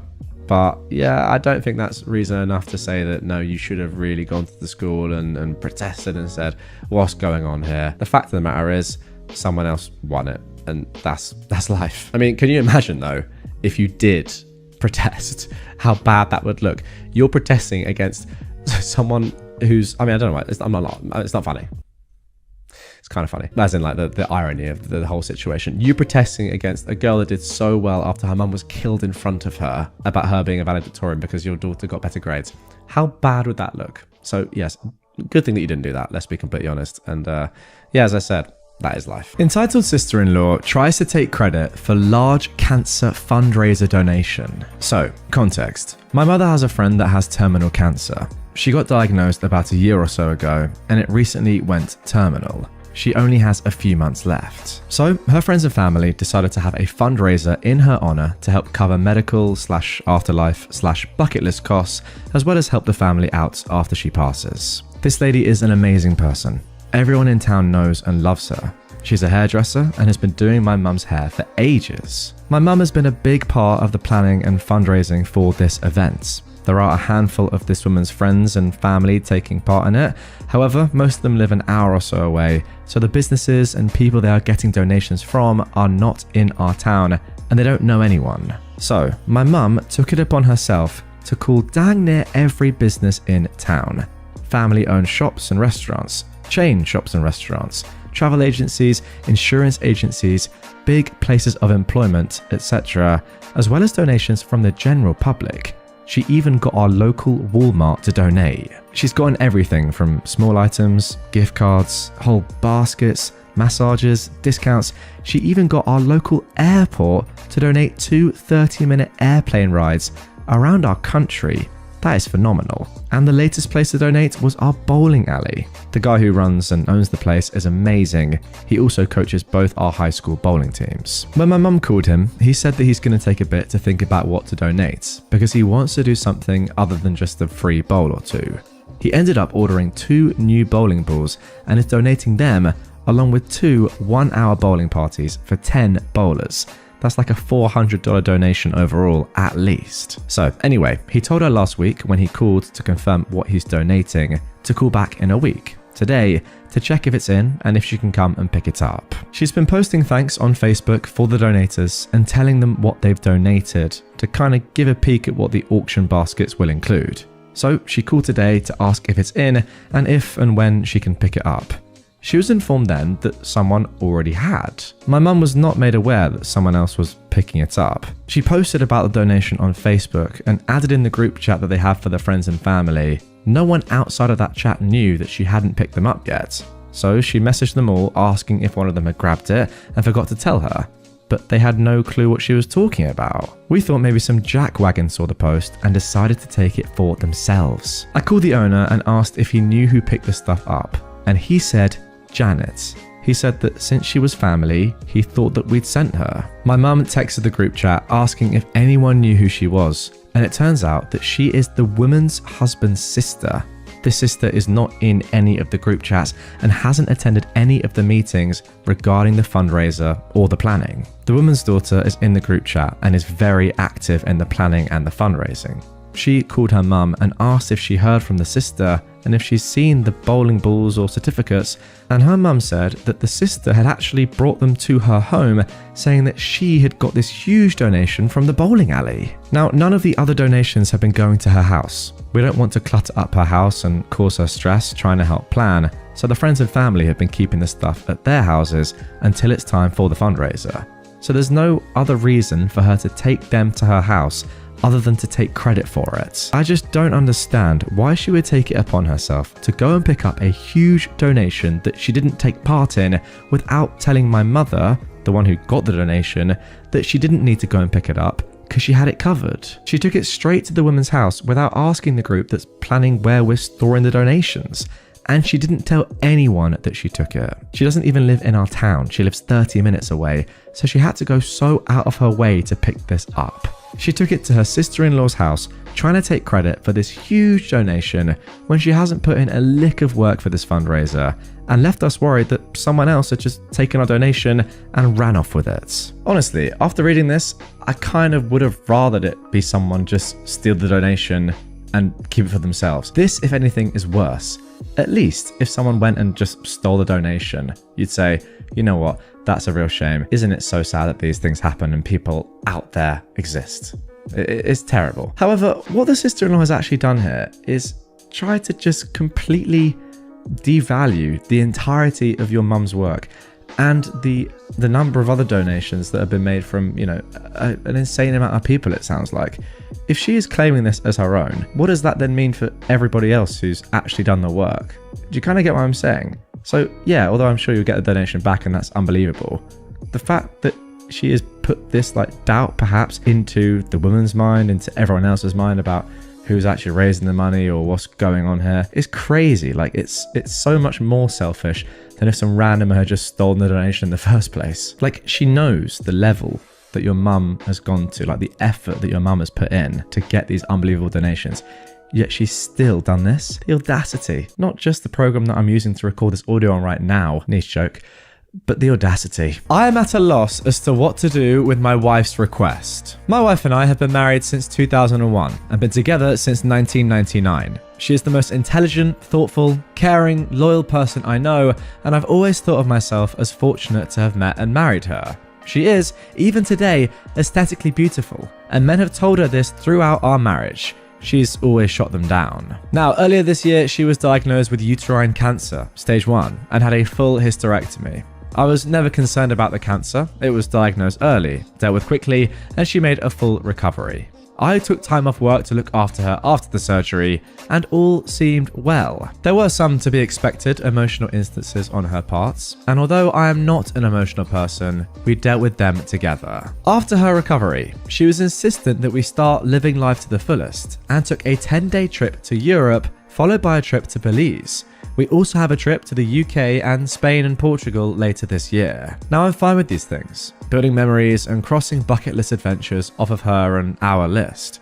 I also understand that these are a result of feeling fragile on her part. She also took up yoga, swimming, and healthy cooking classes. I was fully on board until last week. Last week, she came home from work and told me she wanted a hall pass, a one-time opportunity for her to have sex with someone else besides me.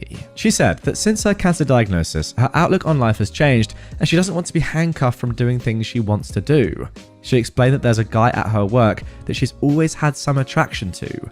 He is leaving the company and she'll never see him again, so this is the perfect opportunity to sleep with someone else. She said that I could say no, of course, but that she would be mad and disappointed at me for an indeterminate amount of time, and that it would be confirmation of my male toxicity and insecurity. I don't consider myself to be toxic, and if not wanting your wife of 20 plus years to have sex with someone else is insecure, then guess I'm insecure. I told her that I appreciated her talking to me about this, but approval via coercion is not approval. I also said that I do not appreciate her language in describing my, as of yet, unknown reaction to this very large issue that could affect the rest of our marriage and life. I got up in the morning and she basically said that she was sorry for putting such a large decision solely on my shoulders, and that to help, she was taking the decision away from me. She booked a hotel near where her co-workers are having a party / send-off for this guy, and she would spend the night there with him and hope that I would be here when she got back. That she would answer any questions I have about the night after it happened, but not before. She will not tell me who he is or anything about him because she knows me too well and that I will dwell and obsess over him, and that would make it too real for me, which is pretty accurate. Her POV is that the less I know, the better, which contradicts the offer to tell me anything I want to know after it happened. I think she knows I won't want to know or ask anything, or she simply just won't tell me. Part of me thinks at least she's been honest with me, and she's been through a lot since finding out she had cancer, so maybe I should just let it happen. I certainly have no concept of what she went through, so I cannot dismiss how this affected her mental state or outlook on life. Part of me wants to put my foot down and say this is not going to happen and deal with those consequences when they happen. Her BFF called me callous for even suggesting that I wouldn't let it happen because I have no idea what she went through. I find it hard to believe that she is okay with the possibility of throwing away 20 plus years of marriage over some guy that she has had no relationship with outside of work, and that I should just call her bluff. Maybe she thinks similarly that I won't throw away the marriage because of one encounter. I just don't know what to do. I empathize with her, and then an instant later I'm angry with her. Part of me wants to know who this guy is. What does he look like? What has he got that is so enthralling for her? Is he just a safe option? Is he married? Does his wife know? Would I be a callous jerk for saying no?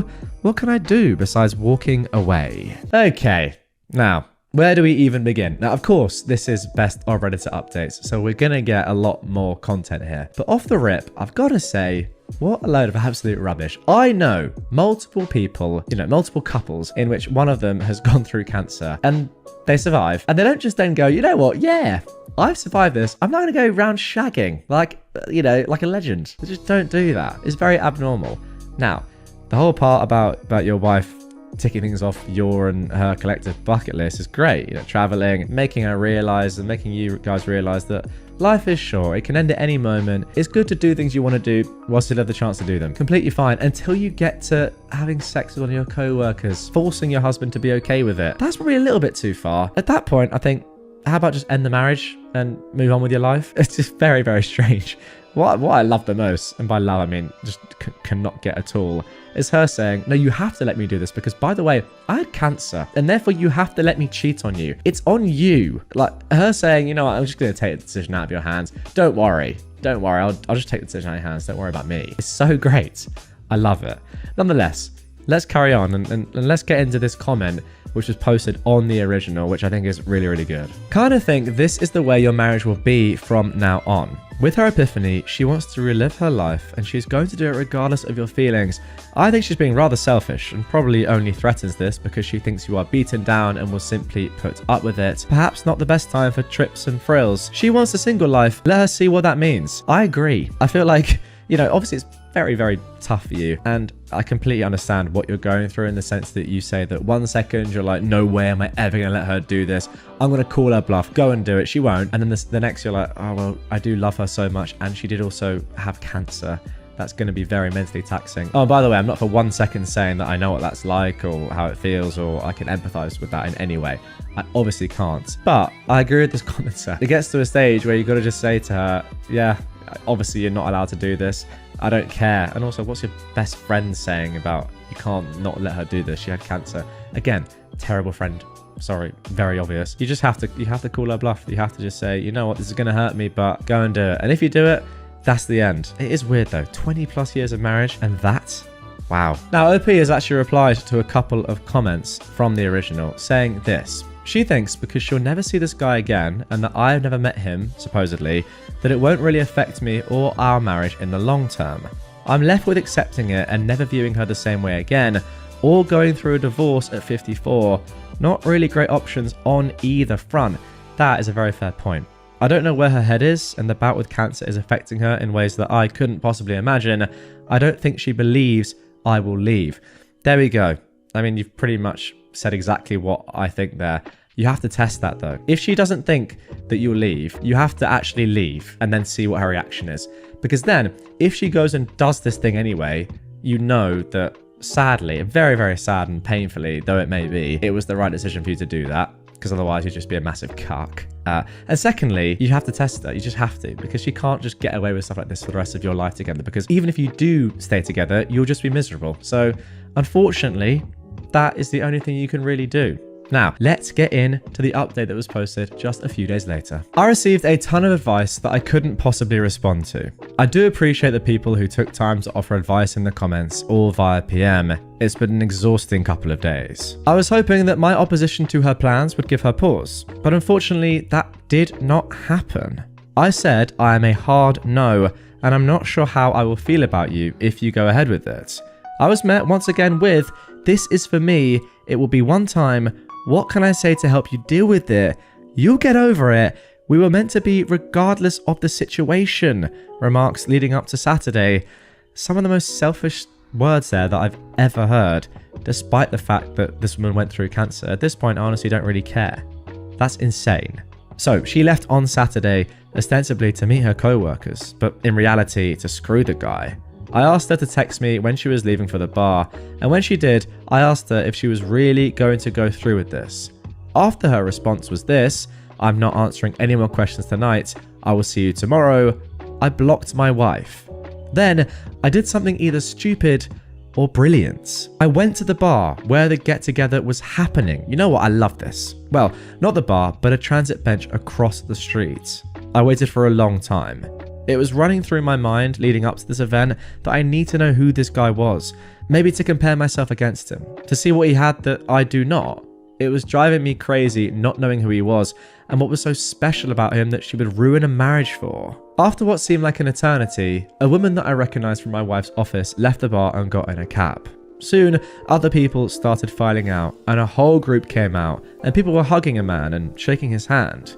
I assumed that I had my guy. I didn't see my wife and I had a brief thought that maybe she had called it off. I unblocked her, but there were no messages. Everyone said their goodbyes and left. The dude was standing outside for a few minutes and then my wife came out. She looked around, took his hand, and they started walking away together. Of all the emotions I went through, trepidation, sadness, anger, it was disgust that really encapsulated the event for me. This guy was short, fat, and bald. All the things I cannot compete with. Ultimately, I felt like a pervert for watching from a distance. I followed until they got to the hotel and then turned around and went home. I woke up Sunday morning and put a lock on the master bedroom door. I moved her things to the spare room and left a note asking her to find another accommodation as quickly as possible. I visited another friend who's a lawyer and he gave me some sage advice and a couple of recommendations for divorce attorneys and made the introductions. My wife has been calling me numerous times since around 11 or so. Once blocked, the calls go to voicemail. I listened to the first couple but felt nothing but some satisfaction when she couldn't get through to me and she was obviously becoming concerned. I didn't want to go home, but I left in such a hurry that I didn't plan an overnight properly. I got home around 9 and as per my buddy's advice, I recorded the interaction. I was halfway up the stairs when she came up from the family room asking what was going on. Could we talk? I thought we talked about this. I just answered with, "I am not interested in discussing this tonight," and went to bed. After not getting a response from me through the door, she left me alone. I feel kind of like a child for not talking with her and shutting the door on her, but I just couldn't look at her. Monday, I got up and ready for work. She was waiting for me and asked if we could discuss getting back to normal. I said, "You've been doing all the talking for the both of us for the last week. Why don't you just continue?" And I left for work. I have an appointment with the attorneys that my friend recommended for this week. And there we go, guys. That is the end of that one.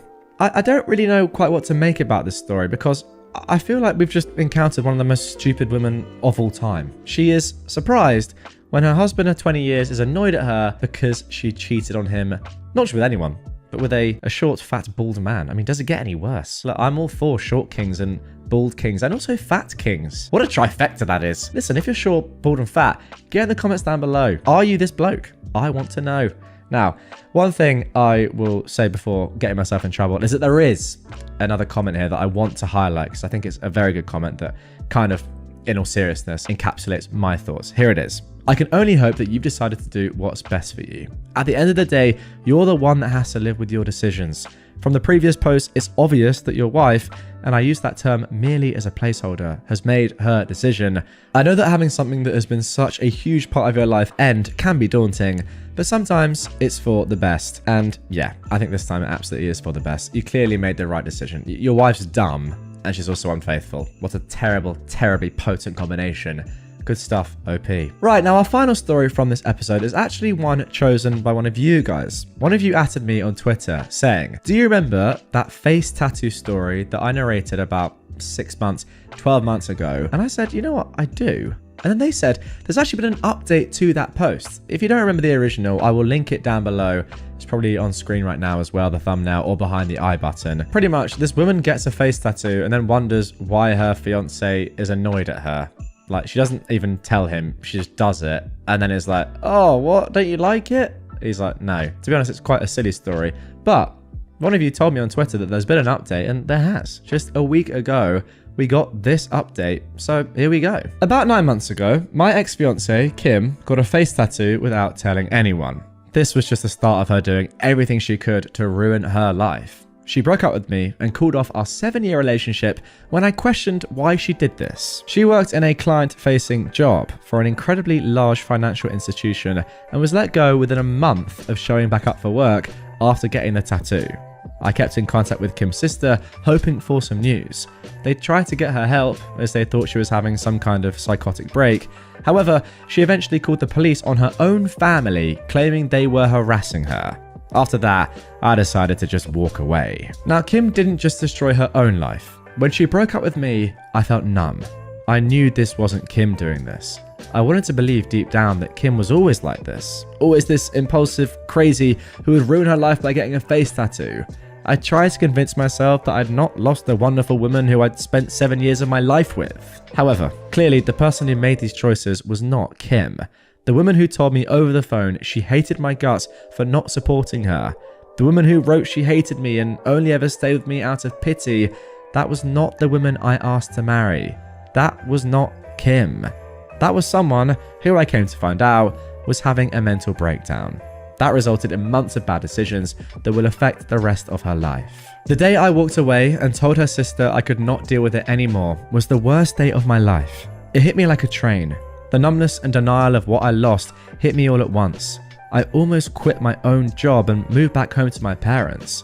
I can only thank my boss for being so understanding that she let me take 4 weeks off to deal with what happened. She and the rest of my team went far beyond what should ever be expected of co-workers and management, that it makes me realize how close I was to leaving a job I actually enjoy. I never moved on from Kim, but I came to accept what had happened. I thought I was okay until 2 weeks ago. I got a call from Kim. She'd blocked my number and done everything she could to remove me from her life. My mind just blanked when I saw it was her calling. I picked up and it was actually her. We didn't talk. I didn't know what to say to her. We decided she would come over to my place and then we talked. The tattoo is still there, but she's covering it up now with makeup. She says when she has the funds, she's going to look into getting it removed if possible. She's lost a lot of weight since I last saw her. She's not been able to find a new job. She'll probably need to move to a new city for that. She wasn't the Kim I'd fallen in love with. She was like a shell of herself. Something just wasn't there anymore that used to be. Kim told me what had happened. The year leading up to the tattoo was awful for her. The stress of everything seemed to pile up more and more. I respect her and keep much of what she told me secret. However, the thing that's important is that she secretly started doing methamphetamines to keep up her performance at work and to deal with everything. And one day, she just out of nowhere decided she hated everything about her life. She explained why at the time she wanted the tattoo. It doesn't really make much sense, but a lot of what she was thinking at the time didn't. And from there, she just lost control of everything. I won't talk about what happened after she disappeared, but it's not pretty. These are things that she did that will follow her for the rest of her life. It explained a lot, but it didn't make things any better. We talked for nearly the entire night. She didn't leave my place until almost 4 a.m. Since then, she said that she wants to try and get back together with me. She admitted she knows things cannot be the same, yet she wants to try. I haven't talked to anyone about what I'm about to say yet. I've held off on talking to Kim about it because it feels selfish. But there's something about the way Kim acts, about the way it affected my life, that irks me. When we talked that night, she said that I was lucky she cut me off. I was lucky I didn't get put through any of this.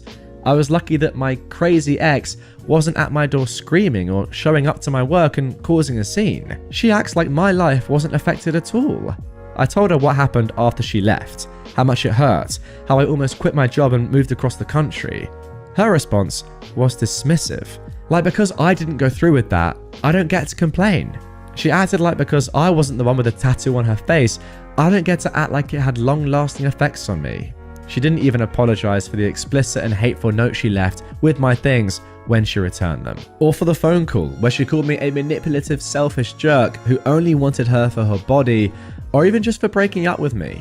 She knows she was wrong to do it, but it's almost as if she's acting like because she had a breakdown, I can't hold her accountable for what she did to me because it wasn't long lasting. I texted her last night saying how hard it was for me when she left.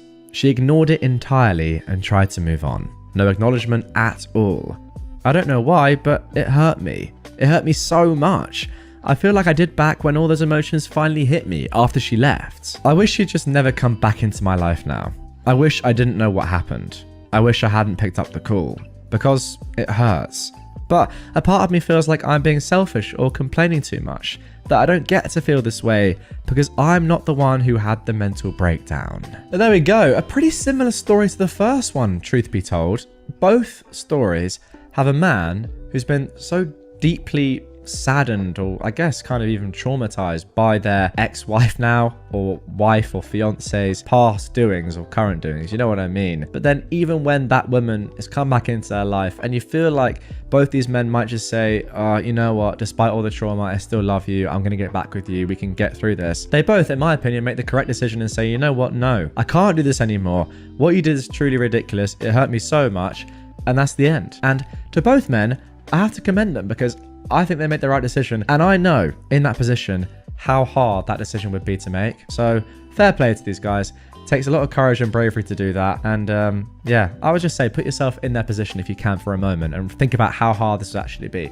Obviously, for someone like me or you looking at this objectively, you can think, okay, these women are just crazy and stupid. But if you actually love that person, then that is a totally different conundrum. But yeah, as I said, I think they made the right decision. What do you guys think? Get in the comments down below. I beat the heck out of my sister and sent her to the hospital. I can finally talk about this because all the legal proceedings have been dealt with. So, I've been dating my boyfriend, Mark, for about 5 years. He is the best thing that has ever happened to me. He's kind, smart, understanding, and absolutely beautiful. When we started dating, he was a bit closed off and was afraid to initiate any form of intimacy. I at first thought it was because I was his first relationship and maybe he was nervous. But 6 months into us dating, he tells me that between the ages of 5 and 12, he was SA'd and R'd by his mother. His father left when he was around 4. It screwed him up in the head for a while. And when it got out, his mother was arrested and he and his 2 older sisters were put in the custody of their grandparents, who they lived with ever since. He was placed in intensive therapy and still goes to this day. He's come a long way and has healed a lot, but he still has some days where he gets really depressed and cries. Part of his therapy was exercising. So about 2 years ago, he and I started doing some bodybuilding workouts. I toned up a lot, put 20 extra pounds of muscle on, and he toned up a bit. Because we've been dating for so long and have marriage in mind, he told my family all about what had happened, though a less detailed version, and they welcomed him with love and support. Now for my sister, Sally. I've suspected that she's had a bit of a crush on him. She'll flirt sometimes here and there, but he never reciprocated and usually ignored her. I've talked to her about it so many times, but she didn't listen. To make a long story short, I'd gone out one Saturday afternoon with some friends to get some drinks, and left Mark behind because he didn't feel like going. My sister had texted me prior to ask if she could borrow a few things from me. A sweatshirt, DSLR camera, and a third thing that doesn't come to mind at the moment. I said sure, and to get it whenever. She went when I was out, unknowingly. When I came home, I found my boyfriend on the ground, crying his eyes out, and my sister trying to calm him down. He was having a panic attack. It's never safe to touch him when he has an episode because he may act out violently due to his headspace. Her hands were all over him and he was trying to push her away. Her shirt was also on the ground and she was only in her bra. I tore her away and asked what the frick she was doing. She said that she was trying on the sweatshirt when he walked in on her, freaked out and went into an episode. However, Mark through his tears said that she tried to touch him. I asked my sister if it was true and she said no, but Mark again said she tried to touch him. We have cameras in the house and I pointed them out to my sister. Her face went white and I don't know what came over me, but I saw red. I can't remember much because I was so angry, but I beat the heck out of her. I can't even remember if I was the one who called 911 or it was her through her beat up state. I do remember kind of snapping out of it because Mark was still going through his episode and I could hear him crying louder and I had to help him through it. It's all a haze. So I broke my sister's nose and gave her a black eye and bruised her ribs. She was in the hospital for a few days. Well, there we go, a pretty insane story to start with, but OP has given us an update and some more context around this post. First of all, this all happened right before COVID hit, the end of 2019, and everything was just settled this last month. Now this was posted on the 4th of March 2022, so that's how long it took. Secondly, the incident happened in our kitchen. The front door leads down a hall directly to our open kitchen, and to the right is our living room that leads to the bedrooms. Third, we have cameras in every room but the bathrooms and bedrooms, because we have a Great Dane named Butler. He's black and has a white oval patch from his chest to his tummy. He looks like a butler who likes to get into everything, so we set up cameras to keep an eye on him while we're out. The cameras don't have sound recording. 4, my sister didn't Mark, but she did try to coerce him into sexual activities. And 5, my sister didn't know I was out when she came over. I don't have the recording anymore. It was too painful to keep, let alone watch. Also, my memory of the whole thing is hazy, but the tape showed Mark answering the door.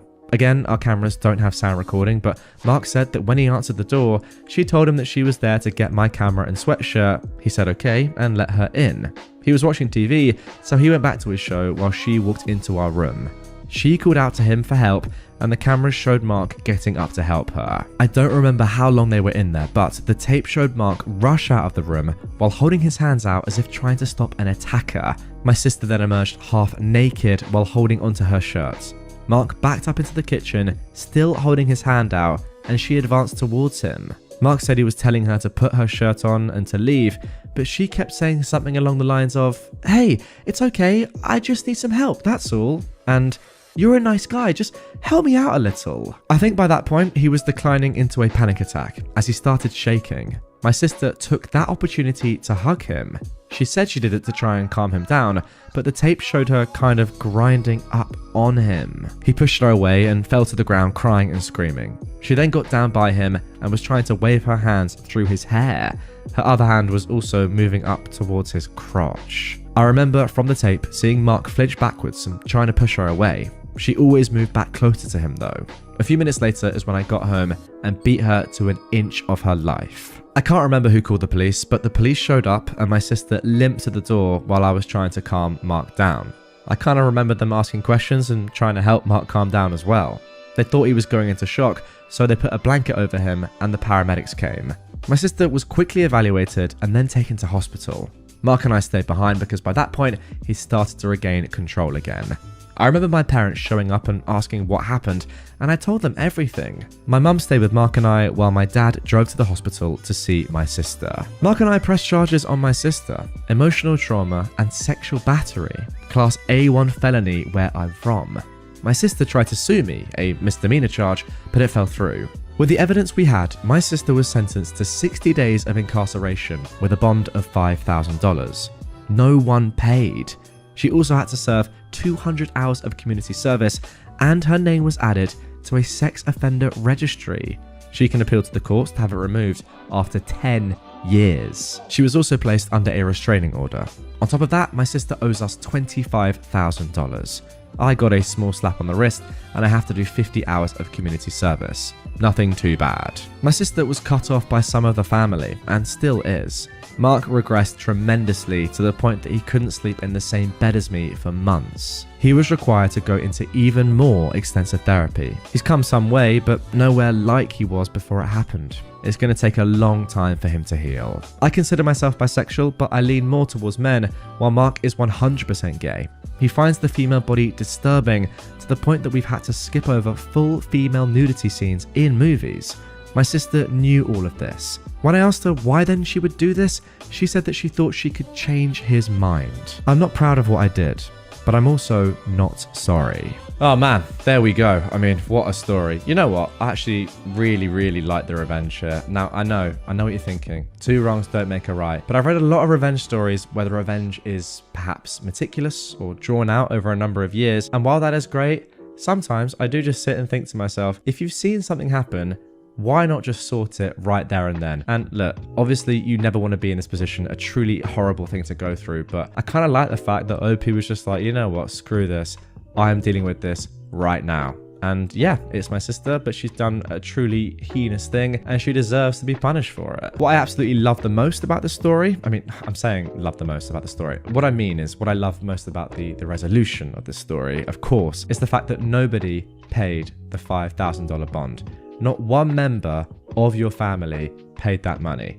And a lot of the family now don't even talk to your sister. That just shows to me that everyone in the family knew, despite the fact that this is family, she's done a truly awful thing and she does not deserve to get out lightly. Look, the fact of the matter is, her reasoning there at the end, saying that she thought she could change your boyfriend's mind, tells you absolutely everything you need to know about this woman. A truly awful person. And yeah, once again, I think you did the right thing.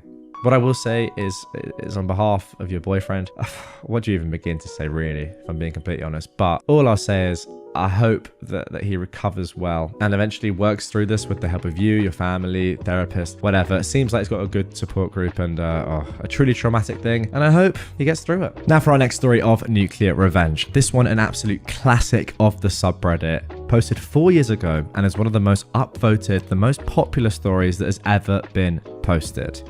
A friend set up my dad and he was nearly beaten to death. My grandfather got revenge on everyone involved. This isn't my story, but it comes from my dad and other family members who witnessed it. Background. This all went down in the late 1970s when my dad was 17. The area he grew up in was in the UK and was a stereotypical working class town. The part of town my family lived in was run down, full of poor families, and had its fair share of crime, but it was close-knit and everyone knew everyone. This will be important for later. Now, my dad wasn't the most well-behaved kid, and he hated being at school. But aside from a speeding ticket, he'd never been in trouble with the police. He was, and still is, a really talented musician and had a very active social life. For his 17th birthday, one of his friends bought him a leather jacket with a very specific logo on it. We'll call this friend Dave for future reference. According to my dad, it was a rare and quite expensive motorcycle jacket. He was extremely happy that Dave had got it for him. Dave had bought himself the same jacket a while before, and it was a big surprise. My grandmother apparently joked that with the jackets on, they looked like twins, and she wasn't far wrong. They had similar features, black hair, and were both well known for being kitted out in motorcycle gear. A few days after my dad's birthday, he was leaving work as a bartender in the town centre at around 10 PM. As he was getting close to where his bike was parked, a gang of 5 men approached him from behind. The last thing my dad remembers was being smacked over the head and passing out as he hit the floor. These men beat up my dad with bike chains and a crowbar, literally to within an inch of his life. Luckily, 2 bouncers from a nearby pub heard the commotion and rushed to help. The men ran off and the bouncers called the cops, and my dad was taken to hospital. It turned out that Dave had quite a substantial gambling habit and owed a large amount of money to people who you really didn't want to owe money to. They had threatened Dave and told him that they'd be looking for him to teach him a lesson. So, Dave decided to set up my dad to take the beating instead of himself, or at least lessen his chances of taking it. He'd bought my dad the same jacket because these guys knew that that was what he wore when he rode. He then arranged for a guy he knew to find out when my dad left work and call up the loan sharks to let them know where Dave was. What a scumbag. The revenge. My grandfather and grandmother were obviously distraught about this whole thing. The first thought on my grandfather's mind was if my dad would survive. When that was answered, his second was how best to get revenge. A bit of background on my grandfather. He was a lifelong boxer and a career military man. He enlisted at the back end of World War II at 17, stayed in the forces through Korea, and then served in Malaya and Burma as a scout and sniper during the mid to late 1950s. He only reluctantly retired when my dad was little and worked as an engineer after his discharge. This guy was a certified badass, even into his 50s, and although he wasn't the best husband or father at times, He could never stand by and watch his family get hurt. The first move my grandfather made was to call up every ex-service buddy, bouncer, pub landlord, etc. that he knew, and even a few less than legit characters he knew from the pubs. In my town, word travelled fast, and my grandfather was well liked and had a bit of a reputation, so it wasn't long before he had the names and addresses of the 5 men who'd attacked my dad. Apparently, these guys had been bragging about beating up a defenseless man from behind. These guys were career criminals with violent reputations, but my grandfather really didn't give a dang who or what they were. My grandfather then called up a few of the most dangerous, hardened guys he knew from the service. He explained to them what had happened, and they were all happy to help. One night, the group kicked in the doors of each thug and beat them to a pulp. All 5 of them. They knew that if they hit one, the others would hear about it and run, so they hit all 5 of them in one night. My grandfather knew no one would call the police in the area they lived in. Talking to the cops was a big no-no in that area back then, so there was little chance of being caught. All 5 guys ended up bloodied with broken noses, shattered teeth, and the requirement to be fed from a tube by the end of the night. One of them had to be put into a medically induced coma. Of course, the police interviewed all of them in hospital when they sufficiently recovered, but none of them talked, both out of fear of my grandfather and feared they'd be labelled as rats, and nothing came of it. But my grandfather wasn't done there. My grandfather used his connections in the clubs and bars to start spreading rumours about why they'd been beaten up. Soon it had gotten round that these 5 guys had screwed up and had beaten up the wrong person. Not only that, but they bragged about it and lied to whoever they worked for about it. Not only were they physically broken, but my grandfather ruined their credibility so that when they got out, no one, criminal or otherwise, wanted to be associated with them. Once this was all done, my grandfather turned his attention to Dave. He'd specifically left Dave for last, knowing that he would poop himself knowing that my grandfather knew what he'd done. My grandfather, however, was much more subtle in dealing with Dave, as he thought that a simple beating would be too good for him. He waited and asked around, and it turned out that Dave was not only a compulsive gambler, but also had recently turned into a heavy drug addict as well. My grandfather found out who he was buying his drugs from, when he would usually buy and where. He had a buddy of his follow Dave when he went to buy his stuff, follow him to where he was living, and let my grandfather know. My grandfather then called in an anonymous tip that there was a huge drug deal going on at the address, and he thought he heard gunshots. He got 2 of his buddies to do the same. The police investigated, searched the house, and caught Dave red-handed with boatloads of drugs in his home, as well as counterfeit bills and a ton of other illegal stuff. Dave was charged, denied bail, and ended up pleading guilty to all the charges laid against him. My dad could never remember his exact sentence, but it was definitely heavy, at least 15 years. To add to that, Dave owed a lot of money to a lot of people, and let's just say his time in prison was made much worse by this fact. My dad never spoke to him again. His parents disowned him, his girlfriend dumped him, he struggled to get a job with his record, and when he got out, he had to move miles away as no one he knew wanted anything to do with him. My dad eventually recovered from his injuries, although you can still see various scars on his body from the beating he took. My grandfather never told anyone what he'd done until my dad asked him about it when he got really ill in the early 1990s. Dave's life was ruined, and out of the 5 who attacked my dad, 3 ended up in prison later in life, and 2 ended up dead due to crime. My grandfather passed away in the late 1990s, and although my dad and him had their issues, it could never be said that he didn't look out for him when he needed it. Wow, is all I can say after reading that. That was simply stunning. Goodness me. Even what happened in the first instance, what Dave did to you was absolutely shocking. Honestly, well, this is about your dad, isn't it? I know your dad nearly got killed, but very clever from Dave to set your dad up as him. Maybe I shouldn't be saying that, but I was kind of thinking that's pretty genius from Big Dave to do that. Nonetheless, your grandfather's revenge, just like chef's kiss. Because not only did he absolutely brutalize these 5 Donnies that deserved that, but he could have gone one further with Dave, but that would have been the wrong play. What he did in the end was absolutely perfect. You can't just let Dave get away with one beating. You can't. And I do think that the killing would have gone too far. So that lovely little middle ground of absolutely destroying his life is a perfect solution. So to grandfather, I salute you. To OP, your dad, I say, well, very tough this happened, but hopefully you feel backed up by your dad. And yeah, overall, a brilliant story with some very satisfying revenge. Karen preaches to my child. My eldest is having a playdate with a friend and her mum comes to pick her up. I'm in my bedroom with Streetlight Manifesto playing and my boyfriend watching the kids. He comes to get me, saying that Mummy Dearest wants to talk to me about my music and rolls his eyes. So I go and she immediately starts with the, "You let your children listen to such blasphemy." And I tell her, it's really not blasphemy if we don't believe in God. She then gets so outraged that we need to see the light. So I snap back at her. "Leave my house immediately or I will have my boyfriend assist you in finding a way to the exit." I send her an email the next morning. "Hi Emily, this is Famer. I'm very concerned about your insistence on my preaching to my children and do not appreciate you insulting me and my children, especially not in front of my child. I would very much like for you to keep your religion to yourself and your family. If you find what you need in your God, that is wonderful for you, and I'm truly happy for you, but we do not share your beliefs and we very much do not want you pushing your beliefs on us. And especially not our children, who do not yet possess the critical faculties to understand such difficult concepts. As a courtesy, I will refrain from playing atheist music while your child is over." I got a message back. "Famer, I'm very sorry for my attitude the other day. My mother's currently in the hospital and I wasn't having a great day. I understand you have a difference of beliefs and will respect that in the future.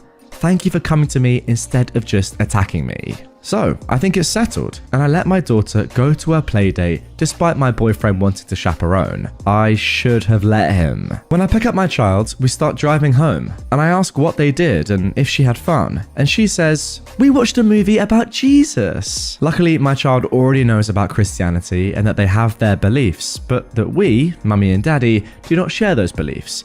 But now I have to figure out how I'm going to answer the "but why" questions from a 5-year-old that I was hoping I could put off until she was better equipped to understand apologia and its critiques, because I don't have any real issues with Christians or Christianity that aren't based in the logical failings of their arguments for the existence of God. I became an atheist because I studied philosophy. So I sent another email to Emily. "Emily, this is Famer. Please explain to me why you thought it appropriate after our last conversation to proselytize to my child." Here is the response. "Famer, I'm sorry. I figured you wouldn't mind, given you espouse the virtues of atheism in your home, that I at least provide a counter to your blasphemy. Children should be allowed to decide whichever path they wish on their own." "Emily," I responded, "thank you for responding. I will no longer be letting my child over to your house unsupervised, and your child is no longer welcome over at ours unsupervised. I will be taking further actions as necessary through the school. I advise you don't weaponize your child in this and allow them to continue to be friends. However, should you fail this, I will seek a no contact order and go to the police to report your harassment. Any further correspondence can go through my boyfriend, as frankly, you don't want my patience to run any thinner than it already is. His contact information is attached, and I've CC'd him to this thread now.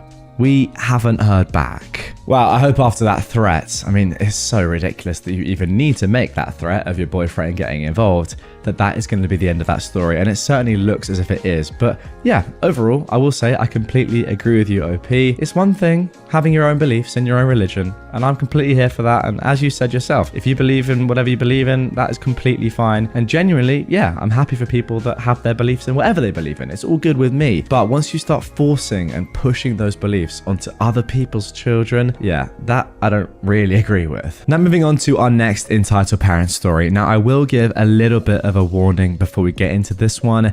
It's a little bit graphic perhaps. If you're not very good with blood or bodily fluids or that sort of stuff, maybe you want to avoid and just skip to the third story of this episode. But it's a really good story, to be honest, and a serious story, and one that I wanted to cover and show you guys. So if you're keen, here we go. My mum, a 41-year-old woman, believes me, a minor under the age of 17, vomiting blood and having violent diarrhea is because I don't exercise enough. I am currently sitting on the toilet writing this in incredible pain. Yesterday night, I was sent to the ER because my stomach was in serious pain. I came back with violent diarrhea and I ended up vomiting blood all over my floor.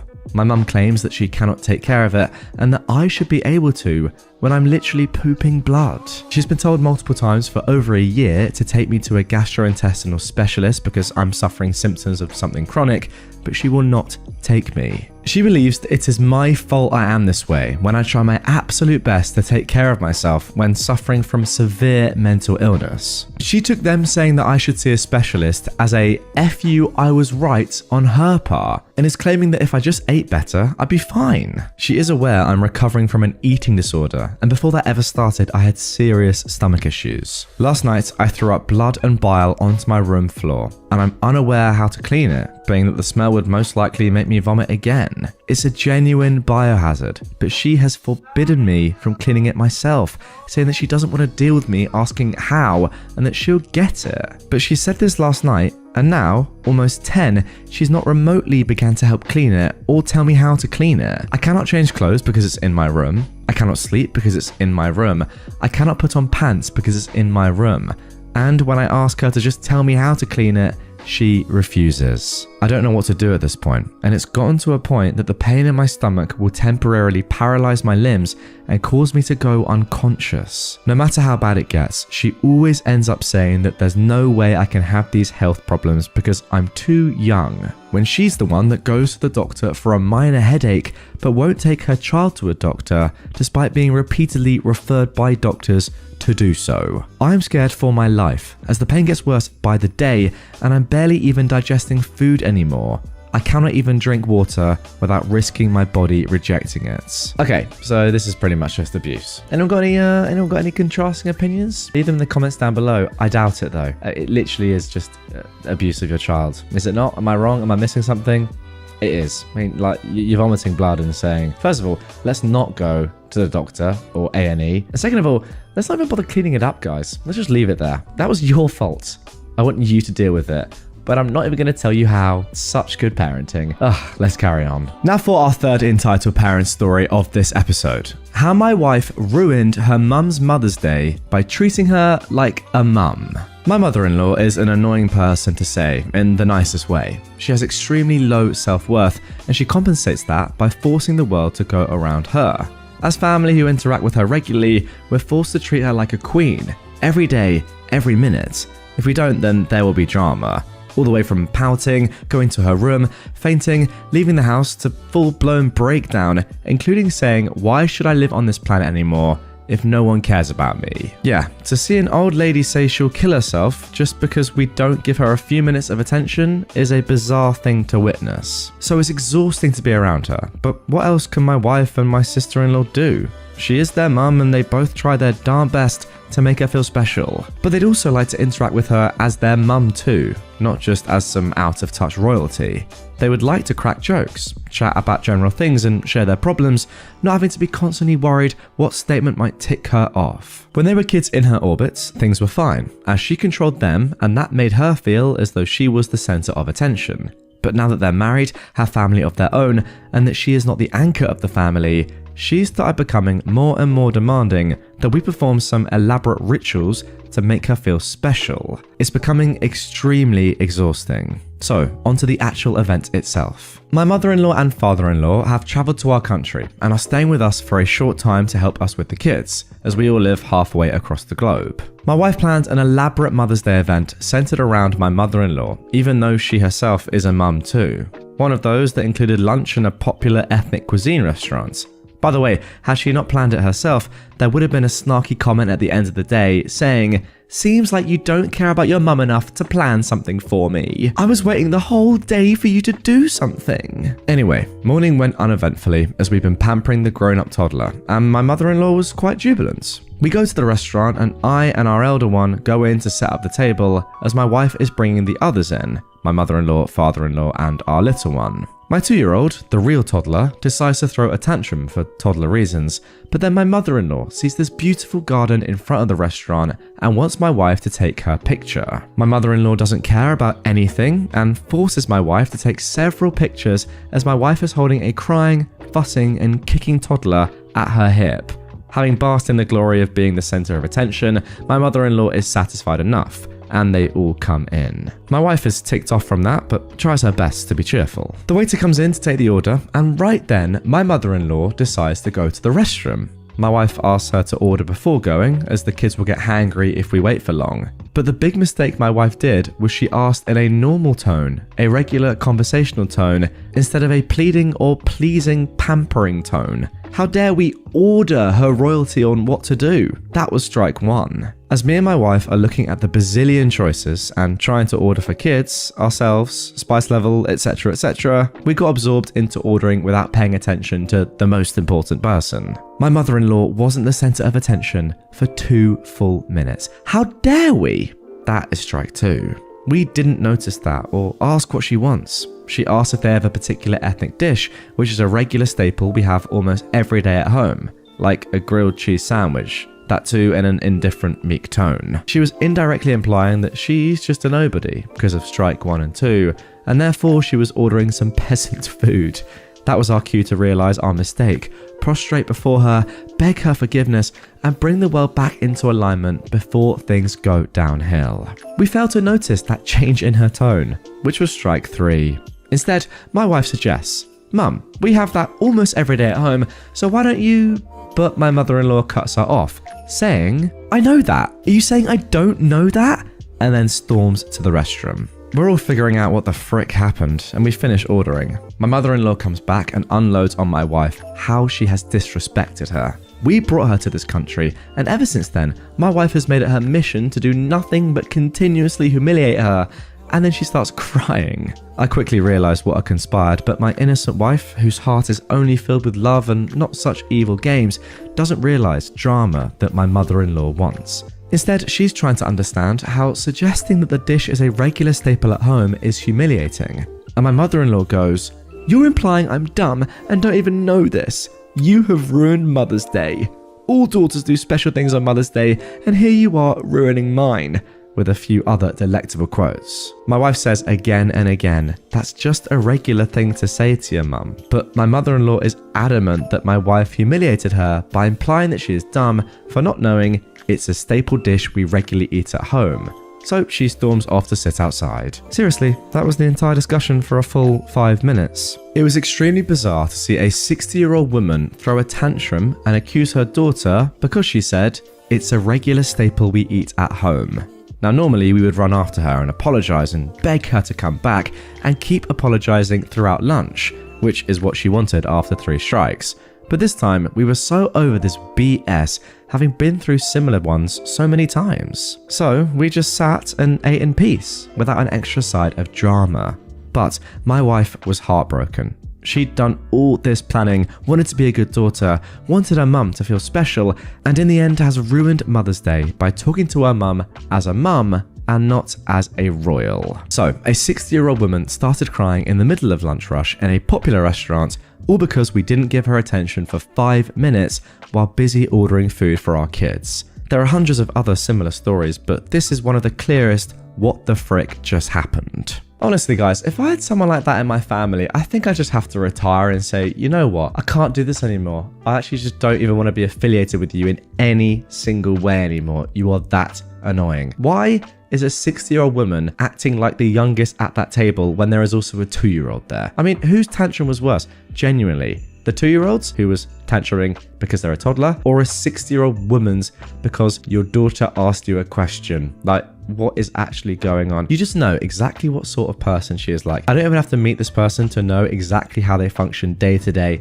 As OP said, thinking the entire world revolves around them, but just being so annoying and just like precious and almost like a princess. I mean, is describing her as royalty is absolutely perfect. That is exactly how she thinks she is, that everyone should bow down to her. She needs a taste of her own medicine. I don't know exactly what that would entail. If you have any ideas, comment down below. How does OP and his family, how do we let this woman or make this woman realize that she is so entitled? I want to hear your thoughts. I had a male member of staff try to force himself onto another staff member, a female. She chose not to press charges, but that didn't sit right with me. To preface, I live in a country that employs a large foreign expat workforce in pretty much every industry and in all levels. For someone to move here for work, they have to be sponsored by a company or the individual that's employing them. I own and operate a small restaurant business here and employ more than a handful of foreigners as servers, cleaners, kitchen staff, drivers, etc. So here's the story. I was lounging on my couch enjoying the last of my weekend one day when I get a call telling me that one of our sponsored employees, a server, let's call her Janice, was picked up for indecent exposure essentially. Long story short, she was caught hooking up with a guy in a private booth at a local restaurant. Basically, the police walked in on them whilst engaging in some seriously heavy petting. They were fully clothed, but the guy she was with, or practically on top of, I should say, had his junk out. It turns out he works at the restaurant 2 doors down from where she worked. After a bit of chastising and threatening to escalate the situation and have them deported to sufficiently scare their senses back into them, they let them go.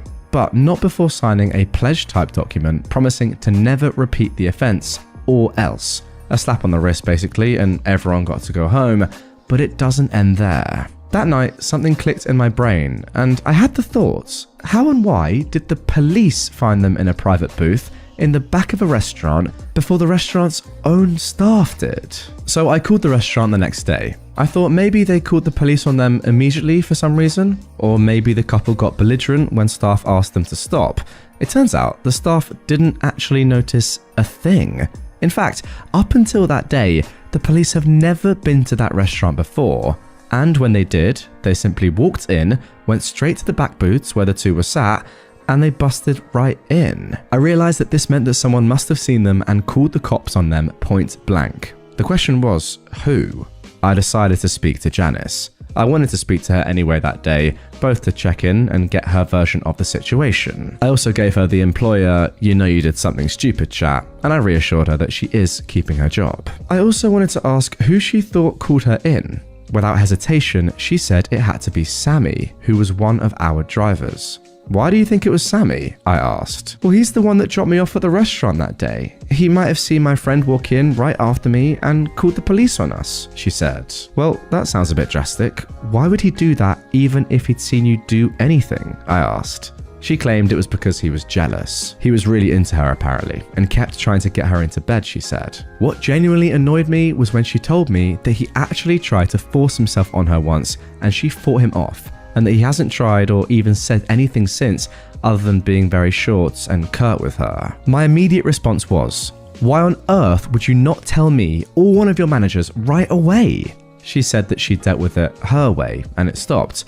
Plus, she didn't want anybody to get fired on her account, and she didn't want any interaction with the authorities. So she decided not to make a big deal out of it in the first place. She also declined to press formal charges against him, which I advised her to do. Her declining infuriated me even more. This guy was going to get off scot-free. Now, clearly I was about to fire Sammy, but in my mind, that was not enough. For someone to attempt to R a person basically, and not get in trouble for it, that's not okay with me. But it seemed like it was something that I'd have to live with. Obviously, my next conversation of the day was with Sammy. My intent was to confront him with the accusations. I called him into my office. I didn't really know where to start, so I went with, obviously you've heard about what happened to Janice this weekend. He stepped in it right away. Heard about it? Came the unexpectedly proud response from a proud as anything and positively beaming Sammy.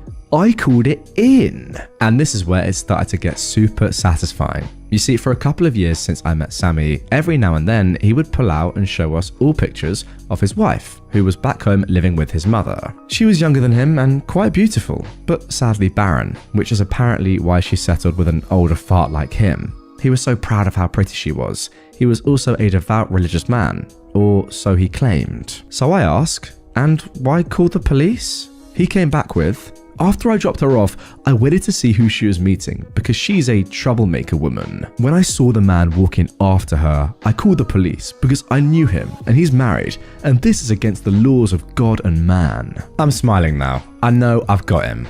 Why do that instead of calling your direct manager or even me, and before even seeing for yourself what they were doing exactly at that? Why make it my problem and the company's problem what she does in her own time? Silence. Head down, counting his shoes. Sammy, I know why. I know what you did.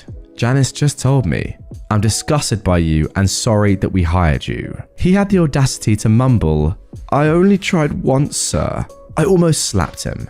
Anyways, I fired him, handed him a one-way ticket home, which was in 4 hours, and told him to GTFO. This is where I get my not-so-petty revenge. I had his house phone number saved somewhere from when we hired him. It was on his CV. I knew that because I called him there to interview him before we first hired him. I waited until his flight took off and I dialed the number. I assumed either his mother or wife would answer the call, but I was wishing for the latter, and I got my wish. Hello, Mrs. Sammy. I'm your husband's employer. Well, his former employer anyway. Just so you know, I fired him a few hours ago and he's on a flight home as we speak. His flight number is this. He'll be arriving at this time. And just so you are aware, I was forced to fire him because he attempted to R a fellow employee half his age.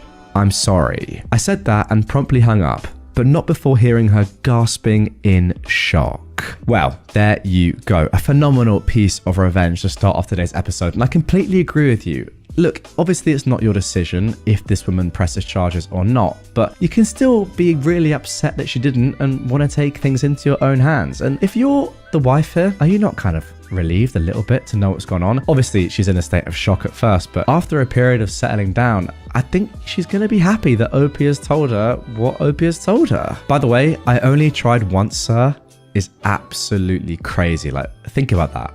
What even is that for a sentence? Former manager made my life hell, and I finally got her fired. I was desperate to join a new job after my husband and I were both laid off last year. When I was offered a new role, I knew it would be a step down from what I was doing, but the manager and the team seemed great, and that part hasn't changed. However, since my manager Gary was so busy, he basically offloaded me to another manager, Jane. I was supposed to be the connection point between my team and Jane, but it quickly became Jane micromanaging me. She would ask me to work through lunch, move or cancel vacation days, call me at 11 PM on weekends, and order me around on phone calls. She would also make nasty comments about my weight and said that I was big for my race. The list of personal slights is so long that it filled 3 pages. I would talk back to her and she did not like that, and that provoked her more. I only stayed because we needed to pay the bills. Finally, I had a mental breakdown on a Friday afternoon after she yelled at me for something trivial about scheduling a meeting without including someone from her team who I didn't know about. I was dealing with a family tragedy and I couldn't take it anymore. I told Gary about the situation with Jane, and he was sympathetic and not at all surprised, considering half her team quit. He immediately offered to move me to a different team under him, and I was thrilled. Well, it turns out that going to the new team didn't help. Jane continued to order me around from afar. When I ignored her emails, she came to my desk one day and started loudly talking about how I'm not qualified for this role. Now, Gary overheard and finally told her off, but the verbal abuse did not stop. After 2 months there, I abruptly wrote my resignation letter, and I also stapled the list of Jane's offensive comments to it, CCing everyone. Gary offered a bunch of accommodation to try and keep me, but seeing how she was still provoking from afar, I said the only way for me to stay would be for her to go, and he just didn't have that authority. Her manager was in a different country, and despite several HR complaints from at least 5 people, nothing was done. So I left, loudly and without shame, telling everyone exactly why I was leaving. Times were very bad for 3 months. There were nights that we would eat slices of bread just so we could pay the mortgage and emergency expenses from a health crisis and a funeral. Even after my husband found a job, we were still catching up on bills, and we still are. I spent months applying to 5 to 10 roles per day, sometimes over 20. Last month, I saw a public memo about a big shot from a former company joining the company I just left. Now, I used to work with this guy closely, so I texted him, "Congrats, let me know if you need any insights on the new place." We had a quick call where I told him some ins and outs, where I thought they could innovate, and after this call, he asked me to join the team as his chief of staff. I accepted. Imagine Jane's shock when we had our first all-hands call. all the VPs and above were asked to welcome the new Big Shot in a giant conference room. In Big Shot's speech, he breezed over that I'll be his chief of staff, along with a few key names. I now sat 2 levels above Jane, and apparently within the 3 months that I wasn't there, the other half of her team turned over. Every single person left. Gary was excited for me and said all nice things. However, Jane took the classless route and sent Big Shot an email about how I'm an unqualified idiot, that I used to work for her, how I tried to get her fired, and that she suspects that I lied to get ahead. She didn't even try to be fake nice. Big Shot forwarded me her email and asked what this was about.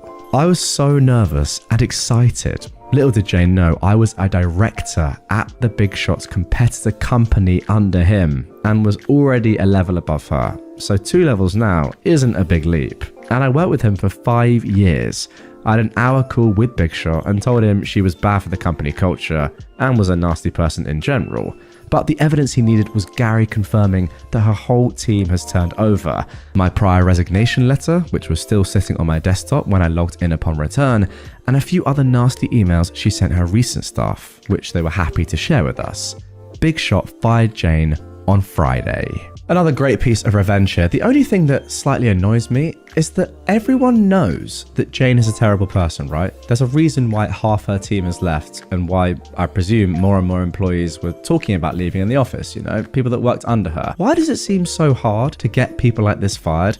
I don't have the authority, she's not done enough. I don't really care. Like, if someone's a terrible person and nobody enjoys working with them, then they shouldn't be at the company. To me, it seems as if this could have all been so easily avoided by everyone just saying, okay, look, let's be honest, guys. No one actually likes this woman and she's actually not very good at her job.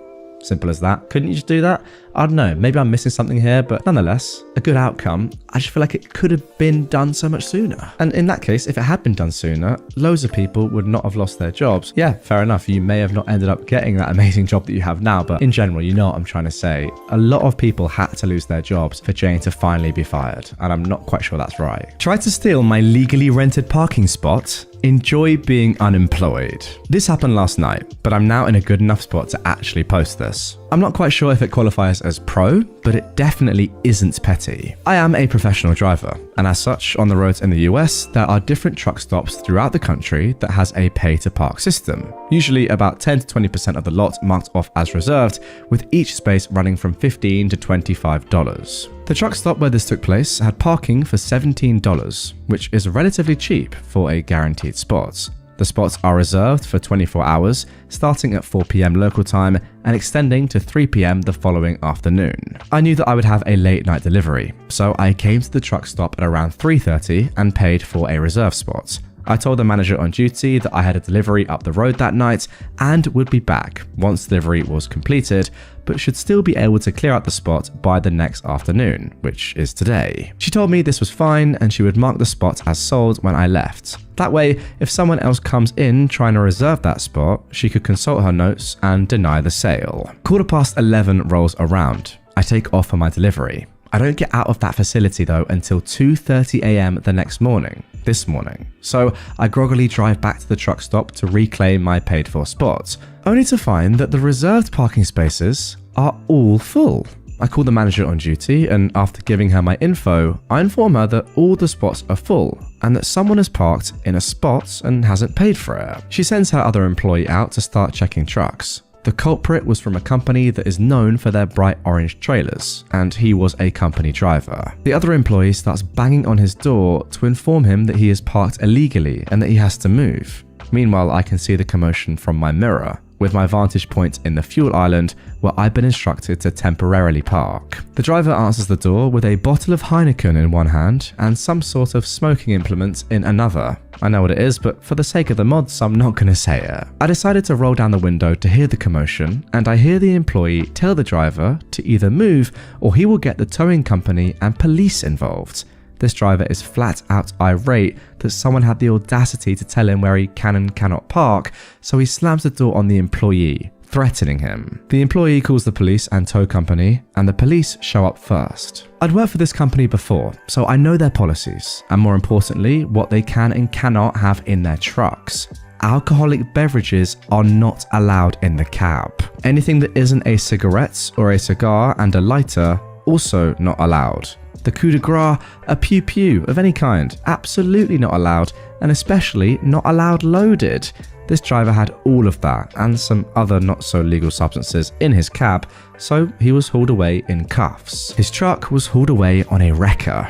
I made a call after the commotion died down to the company's safety director and informed them that their rig will be in an impound lot and their driver is going to jail over the not so legal stuff he had in his truck. She thanked me and said that he will definitely lose his job, especially over the alcohol and the other not so legal stuff. I guess he played the screw around and find out card, and it bit him in his career. Well, that was just a calamity from start to finish. This guy is asking to be arrested. You can't be doing all this in the first place and then have a loaded gun in your car, be drinking alcohol, have some other illicit substances. I mean, come on, you're asking for it at that point. What is going on? It was just a matter of time, surely. This guy was on a path to prison. Simple as that. But hey, I guess he did save $17, so every cloud. I'm sure he can use that in prison to buy probably nothing.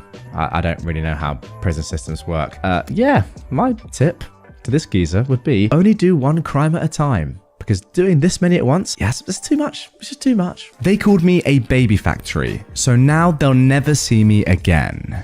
I want to say first, I had a difficult childhood, but not because of them. I was a happy kid who had friends and was kinda adjusted, but we were poor. We jumped across the US about twice, and my siblings and father were all disabled in different ways. My youngest sibling and dad were hard of hearing, and my youngest sister had brain and back injuries due to Chiari malformation. Look it up, it's actually a very interesting disease. It's a condition where the lower part of the brain pushes down into the spinal canal. Well, I must say that sounds truly terrible. But when things started really changing was when I was in high school, around my junior year of school. I met a dude and we were best friends, then we dated. Newsflash, he was a terrible person. It ended in me and my sister getting a restraining order against him, and both my siblings seeing and hearing things about me they should never have been exposed to. I graduated high school even though I probably shouldn't have with my grades. I'm pretty sure my teachers just pitied me. And then after like a month, I got diagnosed with ADHD, anxiety, and depression. Go figure, who could have guessed? I get on Adderall and it works great. For one day. Then it devolved into me having all-day panic attacks, vivid and extreme hallucinations, massive problems with an eating disorder, and an inability to control any emotion. It led me to backhanding my youngest sibling over a dispute involving the dishwasher that I still to this day would do anything to reverse if I could. I don't remember that 3 months or so period. I blocked out most of the memories because they were so mentally and emotionally taxing that just thinking about that makes me depressed. But at the time, I really thought that my parents were doing everything they could to help me through that time. They could have done more, but I reasoned they were working and didn't have all the time in the world to baby me, so I should handle this myself. Eventually, all by myself, I decided to go cold turkey and went through withdrawals which were almost as hellish as the actual meds themselves.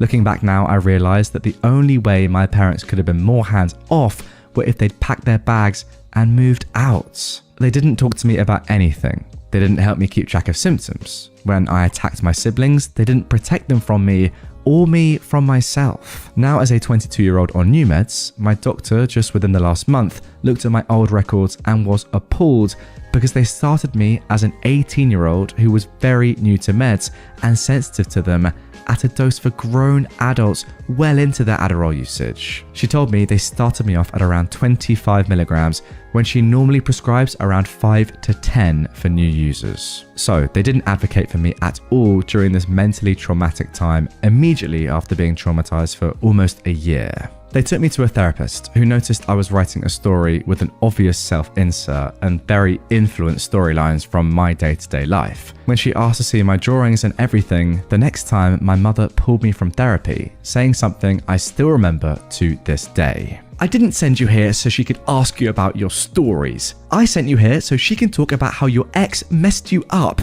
She's not doing this fast enough. Well, come the end of summer, and even though I was still struggling with leaving the house just for a Walmart trip, they sent me to school for college across the state and basically wiped their hands clean of me. I went into survival mode. I believed my parents were right, and I needed this, so I did my best to fake it till I made it. I shouldn't have been there, but in the long run, it was what saved me. My friends I met there are some of the people who I've chosen as family, and I met my current fiance while there through friends. Funnily enough, I wasn't allowed off campus. Even though my parents lived about 2.5 hours away and wouldn't have known otherwise, it took convincing from one of my friends to go about 2 hours in another direction, and that's where I met my fiance. My parents really don't like Connor, but they did like the free labor he did for them and how mature he was to keep me in line for them. Now they could pawn off the driving around and emotions on him because they never bothered to teach me how to drive or get a job or regulate my emotions.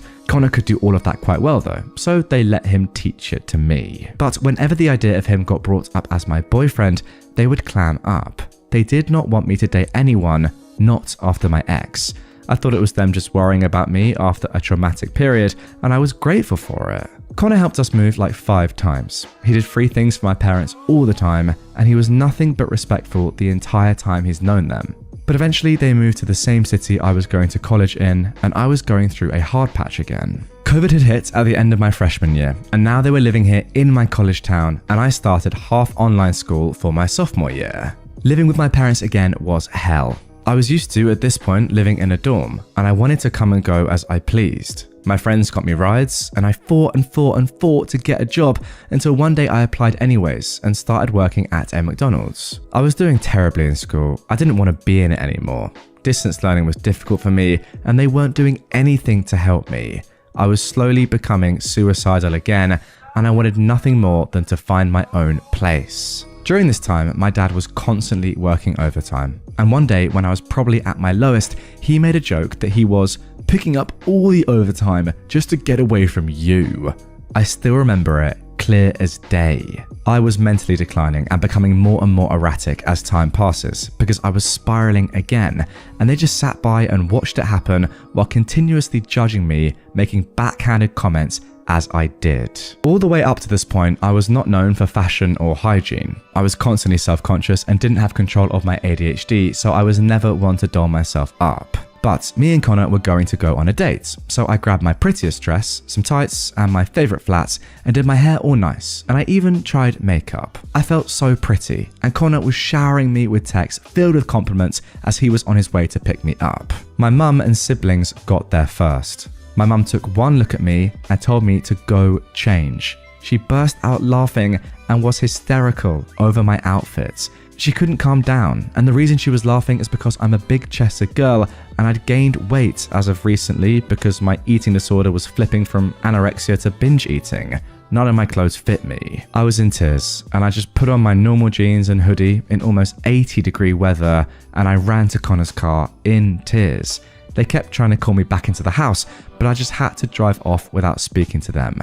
I didn't stay the night at their house for almost 2 days. Mum spent that first night texting me that I was overreacting and that none of the clothes fit me, and yes, she could have been nicer, but honestly, I need to be realistic about my fashion if I'm going to attempt it.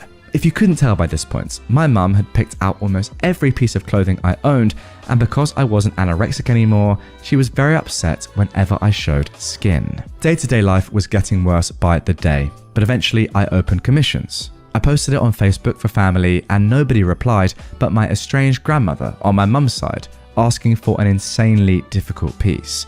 I draw mostly pretty women in specific poses with pens or pencils, and that's it, especially back then. But she asked for a landscape drawing of her childhood home and a realistic watercolor drawing that she didn't have any reference of and hadn't seen since she was a kid. It was easily worth close to $150, maybe more because I'm terrible with commission prices. But I offered it for $60. My mother asked if I was serious. I told her that 1, I disliked this woman to the point of purposefully not contacting her for almost a decade at that point, and 2, this was so far out of my comfort zone that I would have to learn new skills just to make it, and it's more than half off. Then my dad texted me asking if I was serious. It devolved into a peeing contest on who can be colder and how fast I could move out. I wasn't pleasant, I'll be the first to admit that. I was mentally unstable and lashing out at everyone. But I was also still a child, recovering from the toll of drugs that I was overprescribed and their emotional indifference during a freaking pandemic. I emergency moved in with my fiance, then boyfriend, and our friend who introduced us, and I didn't speak to them for a week. This is the beginning of their pattern that they pull literally to this day, regardless of the situation. They finally texted me back after about a week and a half, and acted as if nothing had happened. They hadn't kicked me out, I hadn't fought with them for days at that point, and we hadn't exchanged some of the meanest glances and short phrases of our lives to each other. They wanted to talk about the football game and trivial things in their lives. I didn't know what else to do. It was my family, and they were giving me the pass to be let back in after I'd mentally prepared myself to be shunned forever at this point. Of course, I took the olive branch. Maybe we'd speak about this in the future and laugh at how stuck up we'd been. It could all change for the better. Maybe. Me and my fiance lived there for a year or so before we contemplated moving to the town we'd met in and he grew up in.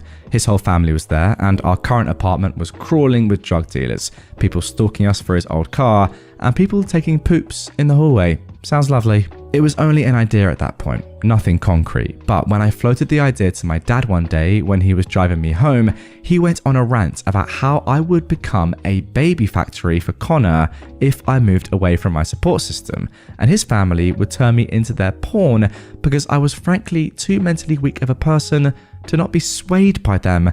This is your own father saying this to you. Wow. He went on for a long time and dumped a lot of info, and at random talked about how he kind of regretted having me and my siblings because he had us so young, and he regrets moving across the country like we did because of money problems. I asked him if he'd just told us that he regrets having us and living in this state, and he went, "I did not just say that. Don't put words in my mouth." I went into my apartment and sobbed for a good few hours. Connor was fuming, but was optimistic because at least he was talking. We both wrote off the bad parts and tried to move forward, hoping that this meant that he'd be open to talking more often in the future. We moved to my fiance's old home, and things were fine for a while. The longer I didn't live next to my family, the more I realized that I mentally couldn't handle them anymore. They'd been so mean and gaslighting. Slowly but surely, I was feeding my parents an info diet, and I was placing my boundaries. There were a lot of mean-spirited comments thrown my way. They used Connor for more labor during this time than keeping him at arm's length and refusing to acknowledge that we were serious and looking to move in together. Nothing of significance happened for about a year and a half until within the last year. So it's 2022 now, and me and Connor have lived together for most of the 3 or so years we've been together. We're living in our own home. I'm working 2 jobs and we're both happy. Stressed, but happy. Mum texts in our group chat that she wants me to give up my jobs and move back to their town to become a mailman like my dad.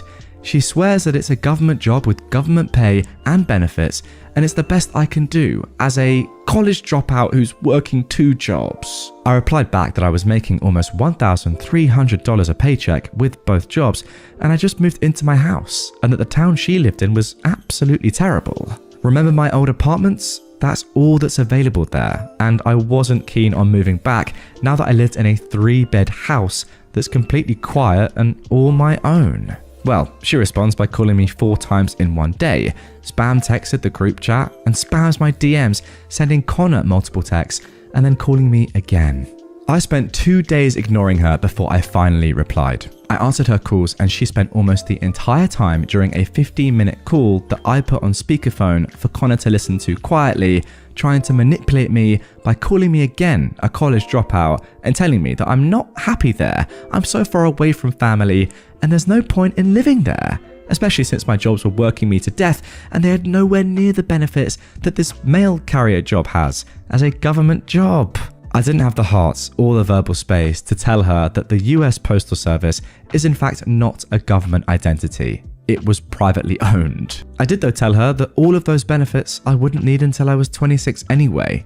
I had all of the supposed benefits from my dad also having the same job. She though glossed over that and talked over me to try and explain how miserable I was in that town. I told her I had to go and I hung up.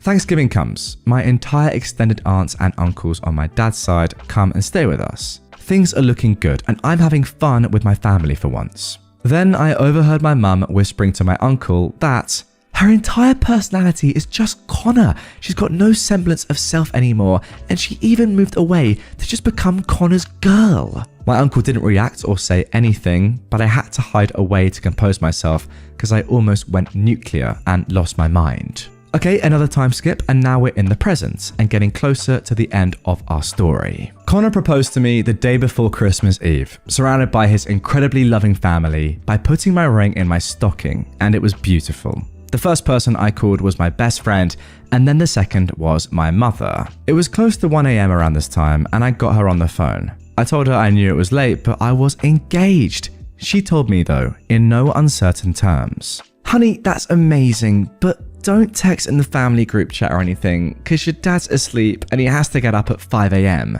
Congrats, I'm going back to bed." Neither of them contacted me about my engagement for almost a week until I went back for their Christmas. I went with my best friend, and the entire time my family talked down to me. They misremembered my size, and instead of apologizing, they insisted that I didn't know my size and that I was indeed an XXL. I'm a medium to large.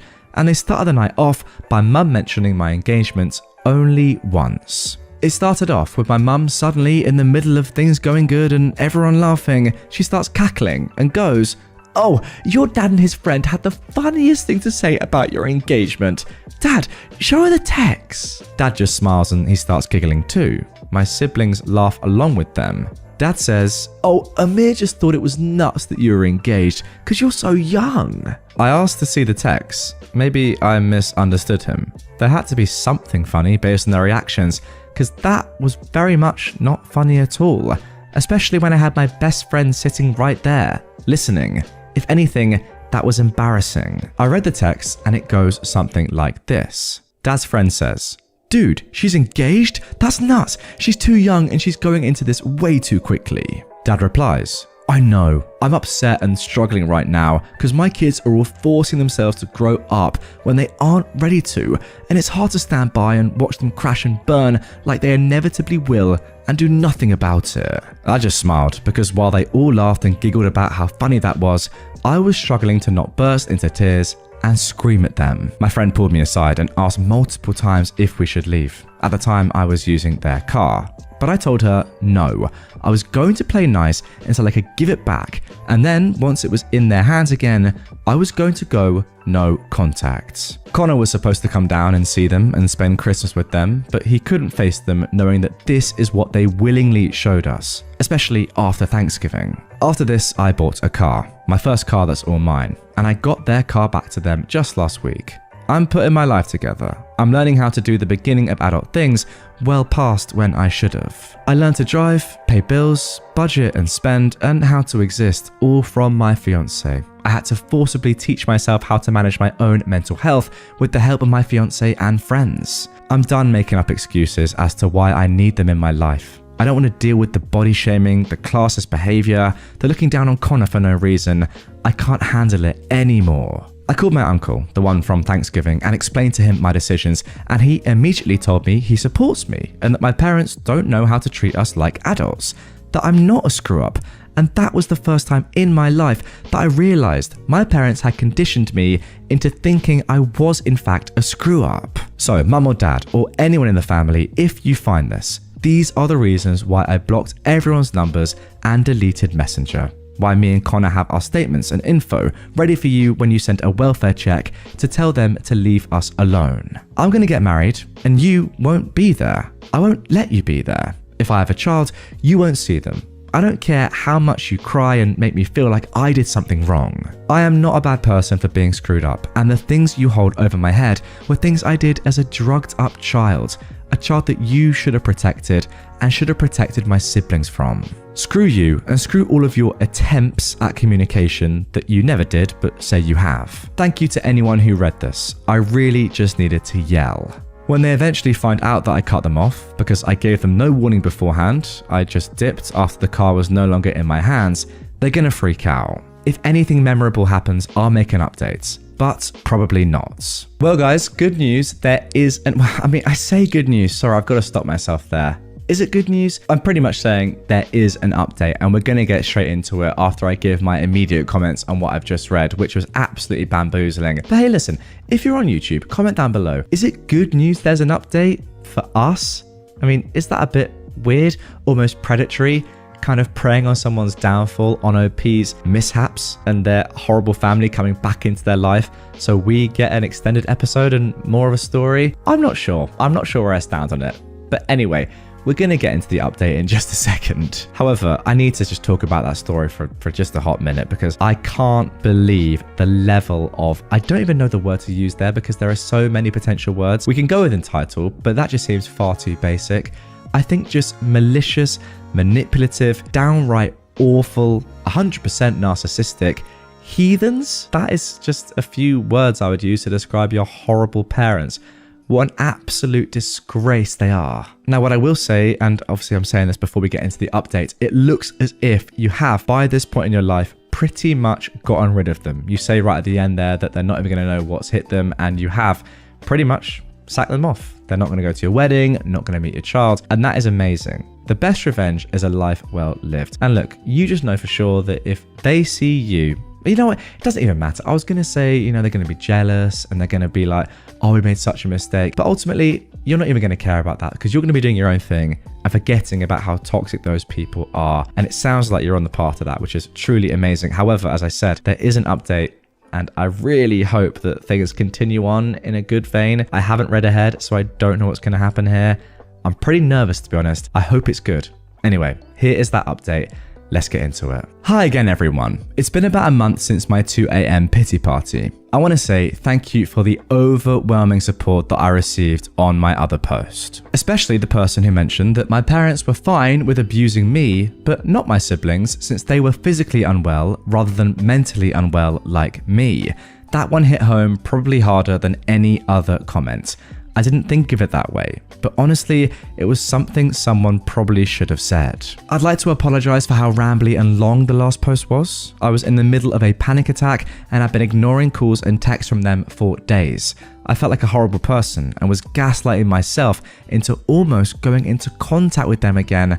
Oh my gosh, OP, that's awful. The post was more for myself to understand and write out all the mean things they've done so that I could look back and be like, wow, they really reduced me to that. Ha. But for the actual update, I returned their car to them, and after that, I vanished. I blocked all of my family's phone numbers, but left my siblings unblocked and open on all social media. I didn't want their numbers to be used to contact me unless it was actually them. Their numbers have since been unblocked. My parents didn't really notice at first. I got a text from mum saying that she was trying as hard as she could. I was just pulling away and she doesn't know why. I might post some of the screenshots of my conversations with them sometime in the future so you can all marvel at how self-centered they are. It was mostly mum for a bit, nothing really from dad. Then one day she texted that she was going to give me space because I wasn't talking to them for some reason, and she ceased all contact after that. It was quiet for about a week. Then dad started calling me. My phone shows me the caller ID and the time they called, but blocks the call itself. So I got to see almost every morning for about a week or so that I had a missed call from him. Then he started texting me and he tried to use the age-old tactic of intimidation to get me to talk to him. It was mostly just, you better answer the phone right now. Then he'd call a bunch, but he finally sent a text about a week ago being cryptic about how I wouldn't know about stuff till after it happened, and if I was going to act like a child, these were the consequences. I kind of just rolled my eyes and didn't respond. It turns out after skimming the family group chat, he's been diagnosed with pretty bad carpal tunnel syndrome in both of his hands and a severe lower back injury they've yet to figure out. He also suffers from a myriad of other illnesses right now, but he still forces himself to work 60+ hours a week as a postal carrier, so I don't know what he expects. To be honest, this might make me a bad person, but I didn't really care. If it had been about my siblings, I would have probably jumped on the phone and been freaking out. But I don't really hold any feelings besides resentment, confusion, and anger with my parents, so this news didn't really faze me. I don't blame you. In better news, Connor has received a few raises due to county regulations being changed, and I now also have a job with the county. I'll be moving on to my own insurance and finally moving onto it without worrying about contacts. I also learned right about that time that my parents had taken out 5 different loans in my name to pay for college, all varying up to about $12,000. They did not explain this with me at all and had apparently been paying them all for the last 3 years. So I have credit, I guess, when I thought I didn't. So yippee! I have to figure out a way to transfer it into my name and figure out the logistics. But yeah, that's a thing now. My siblings haven't contacted me. The middle one is incredibly angry with my behavior and wants me to contact my mum at least. I've just avoided the topic with her. My other sibling, I can't honestly tell you how they feel, but they apparently plan to move to a big city about 4 hours away for college in the coming years. So let's hope they go through the same transformation I did. And that's honestly about it. Lots of weird texts that they did nothing but stress themselves out with, and my financial situation is looking up. We also bought a dog recently. Her name is Mandy, and our other dog, Copper, is still getting used to her. So my days are occupied mostly with taking care of a German Shepherd puppy who body slams me awake at 6 AM every day. I hope everyone has a great day, and thank you all again for the wonderful and supportive comments on my last post. Phew, sigh of relief from me, because let me tell you, I was very concerned that we were going to get a very long and horrible update, but that is pretty good. As you say, hopefully at some point soon, your siblings will see the light, maybe when they get to the stage of your life that you were in. I mean, as you mentioned, your parents gaslit you for so long, you actually thought that you were the problem. It wouldn't surprise me if your siblings are feeling the same way, or at least the same way about you. Imagine having your parents telling you, for years, this sibling is disgusting, only to then realize later on in life that actually no, they were just actually gaslighting that sibling the entire time, and I've been thinking the wrong thing because of my parents. All those years, I've been influenced in the worst way possible. I would not blame your siblings if they had that mindset until they move out and realize what's really going on. As for you, OP, I've just got to say, how strong. And yeah, you might say it's a bit cringy, guys. I don't really care, right? Elite from OP. Just put yourself in that position, and maybe some of you watching and listening right now are, or at least were, in that position in your childhood and teenage years. I, for one, I'm not sure if I'll be able to cope. Maybe it just becomes your reality and you can deal with it, but going through all the stuff that OP went through and coming out of it like this is pretty unbelievable, I've got to say. Mama Karen wants entitled brat to ring the bell because she deserves it. For those of you unfamiliar with a cancer ward or clinic where chemo is administered, and I pray you always will be, there is a little brass bell. This bell is a symbol of hope for all. It marks the end of treatments and the ringing in of the new chapter, hopefully cancer-free. For me, I vomited right before I rang the bell because the anxiety of the unknown was almost as bad as chemo itself. But that's another story. Today, it was Heather's real name. She gave me permission turn to ring the bell. Heather is a really lovely lady. She's 58 with stage 2 ovarian cancer. She had a hysterectomy followed by chemo. Heather's diagnosis is great, but she's had it rough. During the hysterectomy, she almost bled out due to undiagnosed complications. This left her hospitalized for over 3 weeks, delaying her treatment by over a month, and left her fearing the worst. Heather really is the most lovely woman you could meet. She's the grandma everyone wants to have, but is kind of glad they don't. She's funny and loving, but can give you a look that makes you back away like you're staring down a hungry grizzly. Everyone that interacts with Heather loves her, and honestly, the woman saved my sanity on more than one occasion during my treatments. Another thing that may differ from ward to ward is the chemo room. Patients in ours sit in a little oval room that's like a giant lounge with comfy chairs and a little TV. There are drinks and biscuits off to one side, and room enough for 10 patients and up to 2 visitors. As I was leaving my appointment, I saw Heather's daughter, who informed me today was the day. So I decided to stick around to see her ring the bell, and Reddit, I'm so glad I did. A couple of weeks ago, a new patient joined the group. We will call him Sam. Sam seems like a relatively nice older gentleman with an absolutely awful excuse of a daughter and grandchild. In the limited interactions I've had with these 2 entitled brats, I've seen the daughter stealing biscuits off people currently hooked up to chemo machines, and the mother screaming at nurses for reprimanding the child when she attempted to rip the cannulas out of a patient's arm. Wow. Genuinely no idea why they've not banned the Mega Monster and her little Braticus. Like I said, today it was Heather's turn though to ring the bell. Unlike some places where the bell is on the wall, our unit has a little old-fashioned wooden brass bell that the nurses keep behind the desk 90% of the time. Today, just as Heather was getting ready to hopefully walk out for the final time, the nurse brought the bell over to the little side table. At first, the little fallen angel didn't notice the bell. She was too busy attempting to crush the souls of the elderly and infirmed by playing her Switch. Not loud enough to be kicked out, but just loud enough to be annoying as all holy hellfire. But at least she was distracted. Once Heather was ready, the nurse stood by the little side table and made a short speech about Heather and her final day of the journey. Just as the speech was wrapping up, the tiny terror shot out of nowhere, almost knocking Heather to the ground.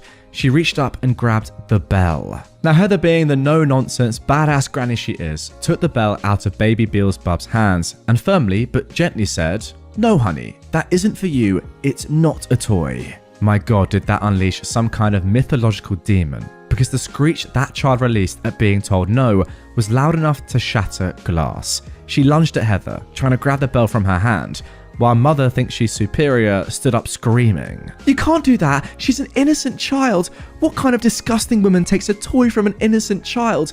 You're a B word, C word, W word, etc. Give her back the bell, you don't need it, she deserves it more."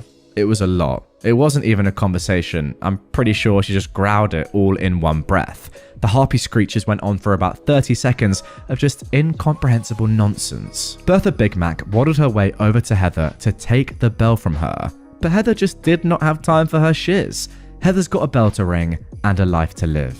So as the rampaging rhino gets up to Heather, Heather goes heathen on her. She looks this entitled mama dead in the eye and says, "Your father must have been," insert the name of a certain World War II German political leader, "in a past life, to be lumped with such a sorry excuse for a daughter." Well, this took everyone by surprise, as there was a brief pause before Heather unleashed everything she'd been dying to say to this Cerberus. Do you have any idea how exhausting it is to finish a round of treatment with you and your obnoxious brat around, making everyone's lives miserable?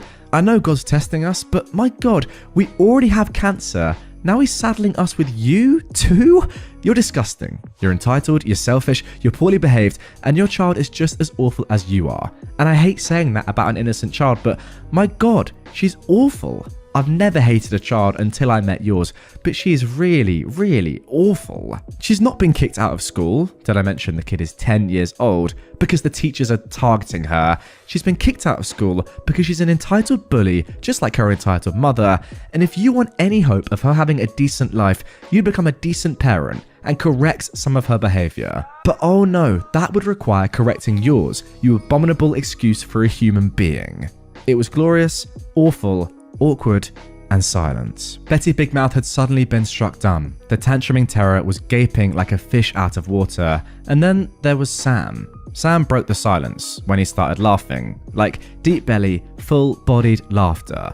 Mama Hodai looked horrified, angry, mystified, and humiliated as her father laughed hysterically. To be fair, not sure any of us knew how to react. After what felt like an hour, but was likely about a minute, Sam stopped laughing and told his daughter and granddaughter, "You can sit down and shut up, or go wait in the car." He then told Heather to go ahead and ring the bell. The slain beast and her beastette slinked back to their seats, where they both sat shell-shocked, while Heather rang the bell.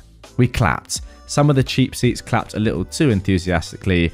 Then Heather, her daughter, and I sauntered out of the room. Heather and I parted ways at the hospital entrance, and I wished her the world of luck. But I've got a feeling she won't need it. If you can slay two Karens in one 90-second rant, cancer is nothing. I love Heather, but my God, I'm so glad she isn't my grandma. I mean, to be honest, the only part about the story which I don't really agree with OP on is the fact that you're saying that you don't want Heather to be your grandma. Are you joking? She sounds unbelievable. I get what you're kind of saying slightly, I will say. You think that maybe she's a little bit too just like stern and sticks up for herself too much, perhaps, to the detriment of you as her granddaughter, maybe? You want to have a bit more fun? I don't know. I'm trying to give you the benefit of the doubt here. To be honest, she just sounds badass, as you said. Now, as for these entitled people, the fact that their own dad, granddad, is laughing at them for a full minute is just mental. I've said it before and I'll say it again. I do not understand how one family can contain two sets of people that are just so different. You got Sam, absolute legend, who just laughs at his own entitled family members.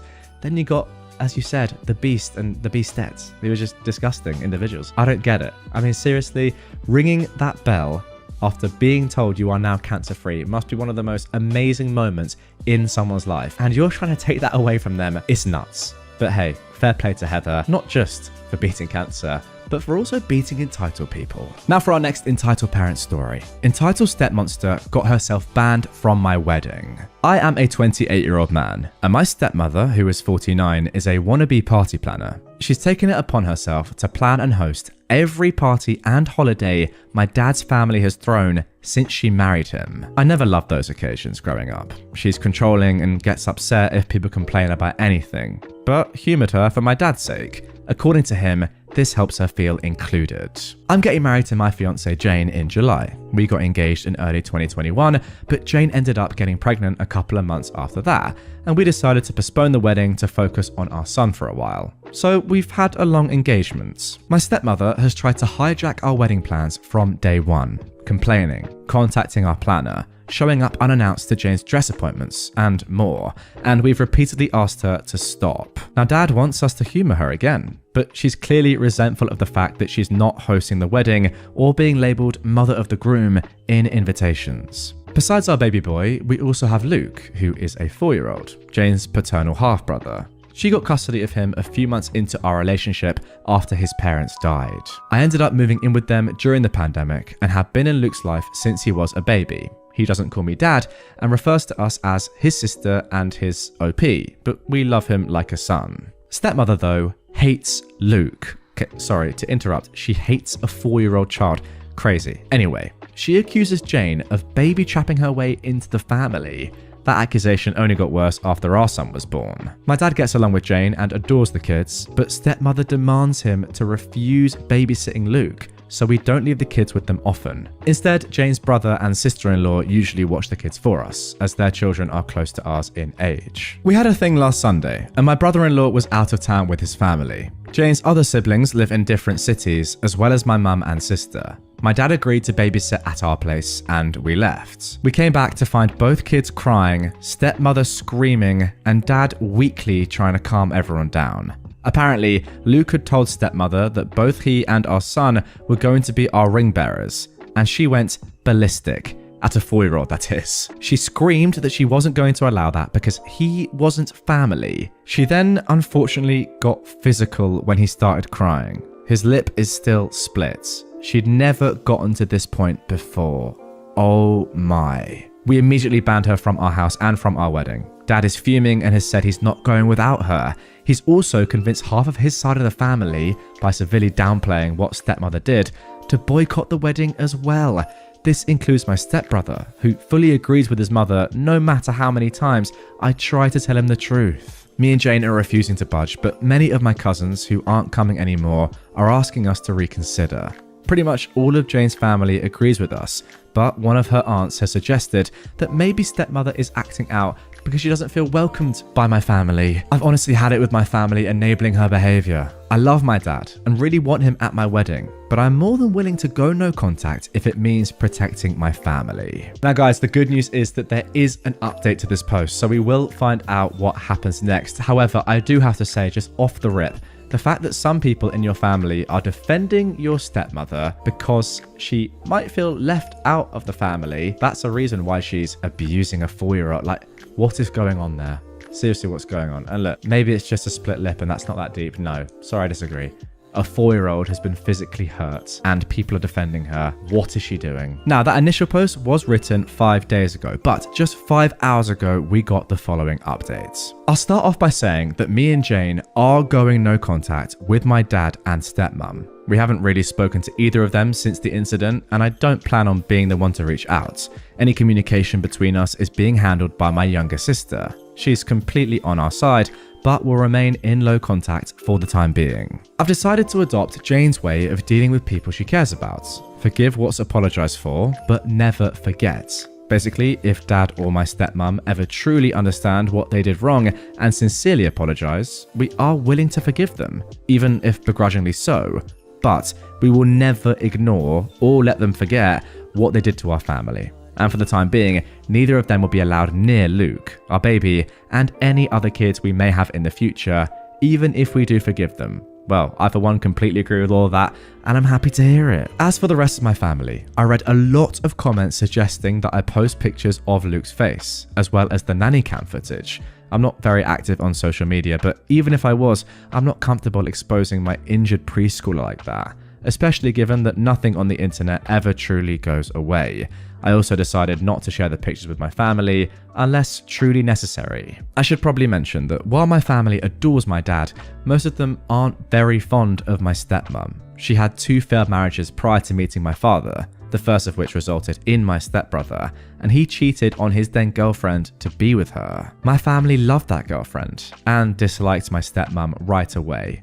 Not only has she been controlling and manipulative since the beginning, she's also tried to force her way into the family matriarch role by any means possible. Taking over planning duties for every family event was her favourite way of doing it because of all the attention and compliments that come with it. The main reason why I hated these parties growing up was because she'd always find a way to make everything about her, including Christmas and mine and my sister's birthdays. The rest of the family felt neutral about it, but they never liked her. With Luke, it was different. Most of my relatives didn't meet him until COVID restrictions got looser, and by then he was 2 years old. He's a bright and genuinely lovable kid, and there weren't really any other small children in the family, so everyone immediately started cooing over him. The way I see it, my stepmom got upset that Jane and Luke were accepted by my family so easily compared to her experience, and that is why she resents them both. But I can't confirm that. She was also mad that, aside from not being the planner, she would have absolutely no involvement in the wedding party. She tried to pressure us into letting her officiate. One of Jane's best friends was offered that role a year ago, making stepbrother my best man. He wasn't interested and I'd already got on my best friend, or asking her sister's daughter to be our flower girl, but we'd promised Jane's 3-year-old niece. Also, her sister's daughter is 15 and doesn't know us. Sorry, that is so weird. Imagine just a random 15-year-old girl being like, yeah, let me just carry these flowers. Sorry, just got a funny image in my head. Anyway, she also tried to convince us to let my dad walk Jane down the aisle since her father's gone. But her eldest brother, the brother-in-law I mentioned in the first post, had already been enlisted. Okay, that one is crazy. My stepmom was disappointed that my family wasn't as involved in the wedding as Jane's, and kept making comments about how that would never happen if we put me in charge. All of that being said, there is nothing that can excuse being that awful to a child, especially if it really is the petty jealousy that I suspect. Because I haven't spoken with my father, my sister has been keeping me updated on what he's been up to. As I found out through her, the story my dad and stepmom told the rest of the family completely erases Luke's injury and the abuse charges. Oh yeah guys, OP left a really small edit on the first post saying that they actually were going to press charges on the stepmom for what she did to Luke, which is completely fair. It insinuates that me and Jane banned them because we got annoyed with my stepmom and decided to take it out on my dad as well.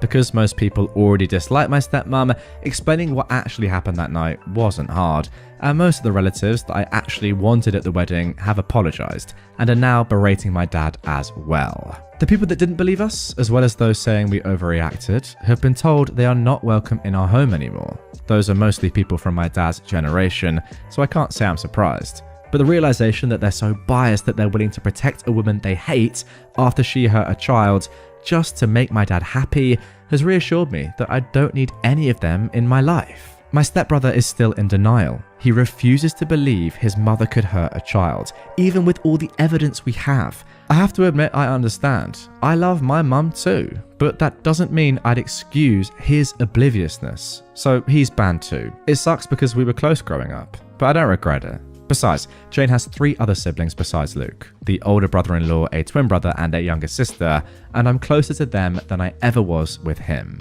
Speaking of Jane's family, they're all furious over what happened and have been extremely supportive of us. Jane's maternal family basically adopted Luke after she got custody of him, and have called frequently to make sure he's okay. We did manage to save some money with everybody we uninvited, and have decided to use it to help Jane's cousin. She lives in a different country, and was previously unable to come to the wedding, so we're paying for her plane ticket. That is awesome. Luke has gotten much better, and is almost completely back to being the sunny child he's always been. The split lip was shallow. It's healing slowly, but didn't require any stitches. We sat him down a few days ago and explained that my dad and stepmonster wouldn't be around anymore. He really liked my dad, but understands that he and stepmom are attached at the hip. He's clearly scared of her, but we're doing our best to make him feel safe. That is so sad, that a 4-year-old has that much terror in their lives. At that age, wow. Me and Jane have reassured him that he is family. We love him, and no one will ever change that. I'm not too worried about my dad or stepmom trying to show up at the wedding, but we've alerted the venue and given them pictures just in case they try anything. Better safe than sorry. Some people brought attention to the fact that my stepmom is a hypocrite for saying Luke isn't family. I agree, for obvious reasons. Her main excuse for pretty much everything she does is that she doesn't feel like my family welcomes her. Dad has been guilting me to take part in everything she plans by reminding us of that for as long as I can remember. The way he continues to make excuses for her without realizing this is basically a case of the pot calling the kettle black, except Luke actually is family. This is what has made me accept that while I will always love my dad, it's not healthy or safe for me and my family to be around him anymore. It hurts to know that my son won't have his only remaining bio-grandfather in his life, but he has 2 amazing step-grandpas to make up for it. For now, I'm sad but satisfied with how things have turned out. I don't like to complain about my life. It's a mess, but a beautiful one. I love my fiance, I love my kids, and I'm lucky enough to love my job. We're happy, and I'm not letting anyone ruin that. And there we go. Great story. Really enjoyed that one. You know what? I really like the fact that throughout this, you kept almost reminding us the reason as to why you were treating your dad in the same way you were treating your stepmom, alienating him from the family. Well, not alienating him, but you know what I mean. Going no contact. When he, to be fair, himself wasn't doing anything particularly badly. But yeah, you just summed it up at the end right there. The fact that he is enabling your stepmom's disgusting behavior, if anything, is just as bad as what your stepmom is doing, right? Now, OP has said that they hope that this is the last update on the story, but they'll keep us posted. It's one of those ones. I really, really hope that they do not show up at your wedding. But if they do, wow, it would make for some Reddit posts.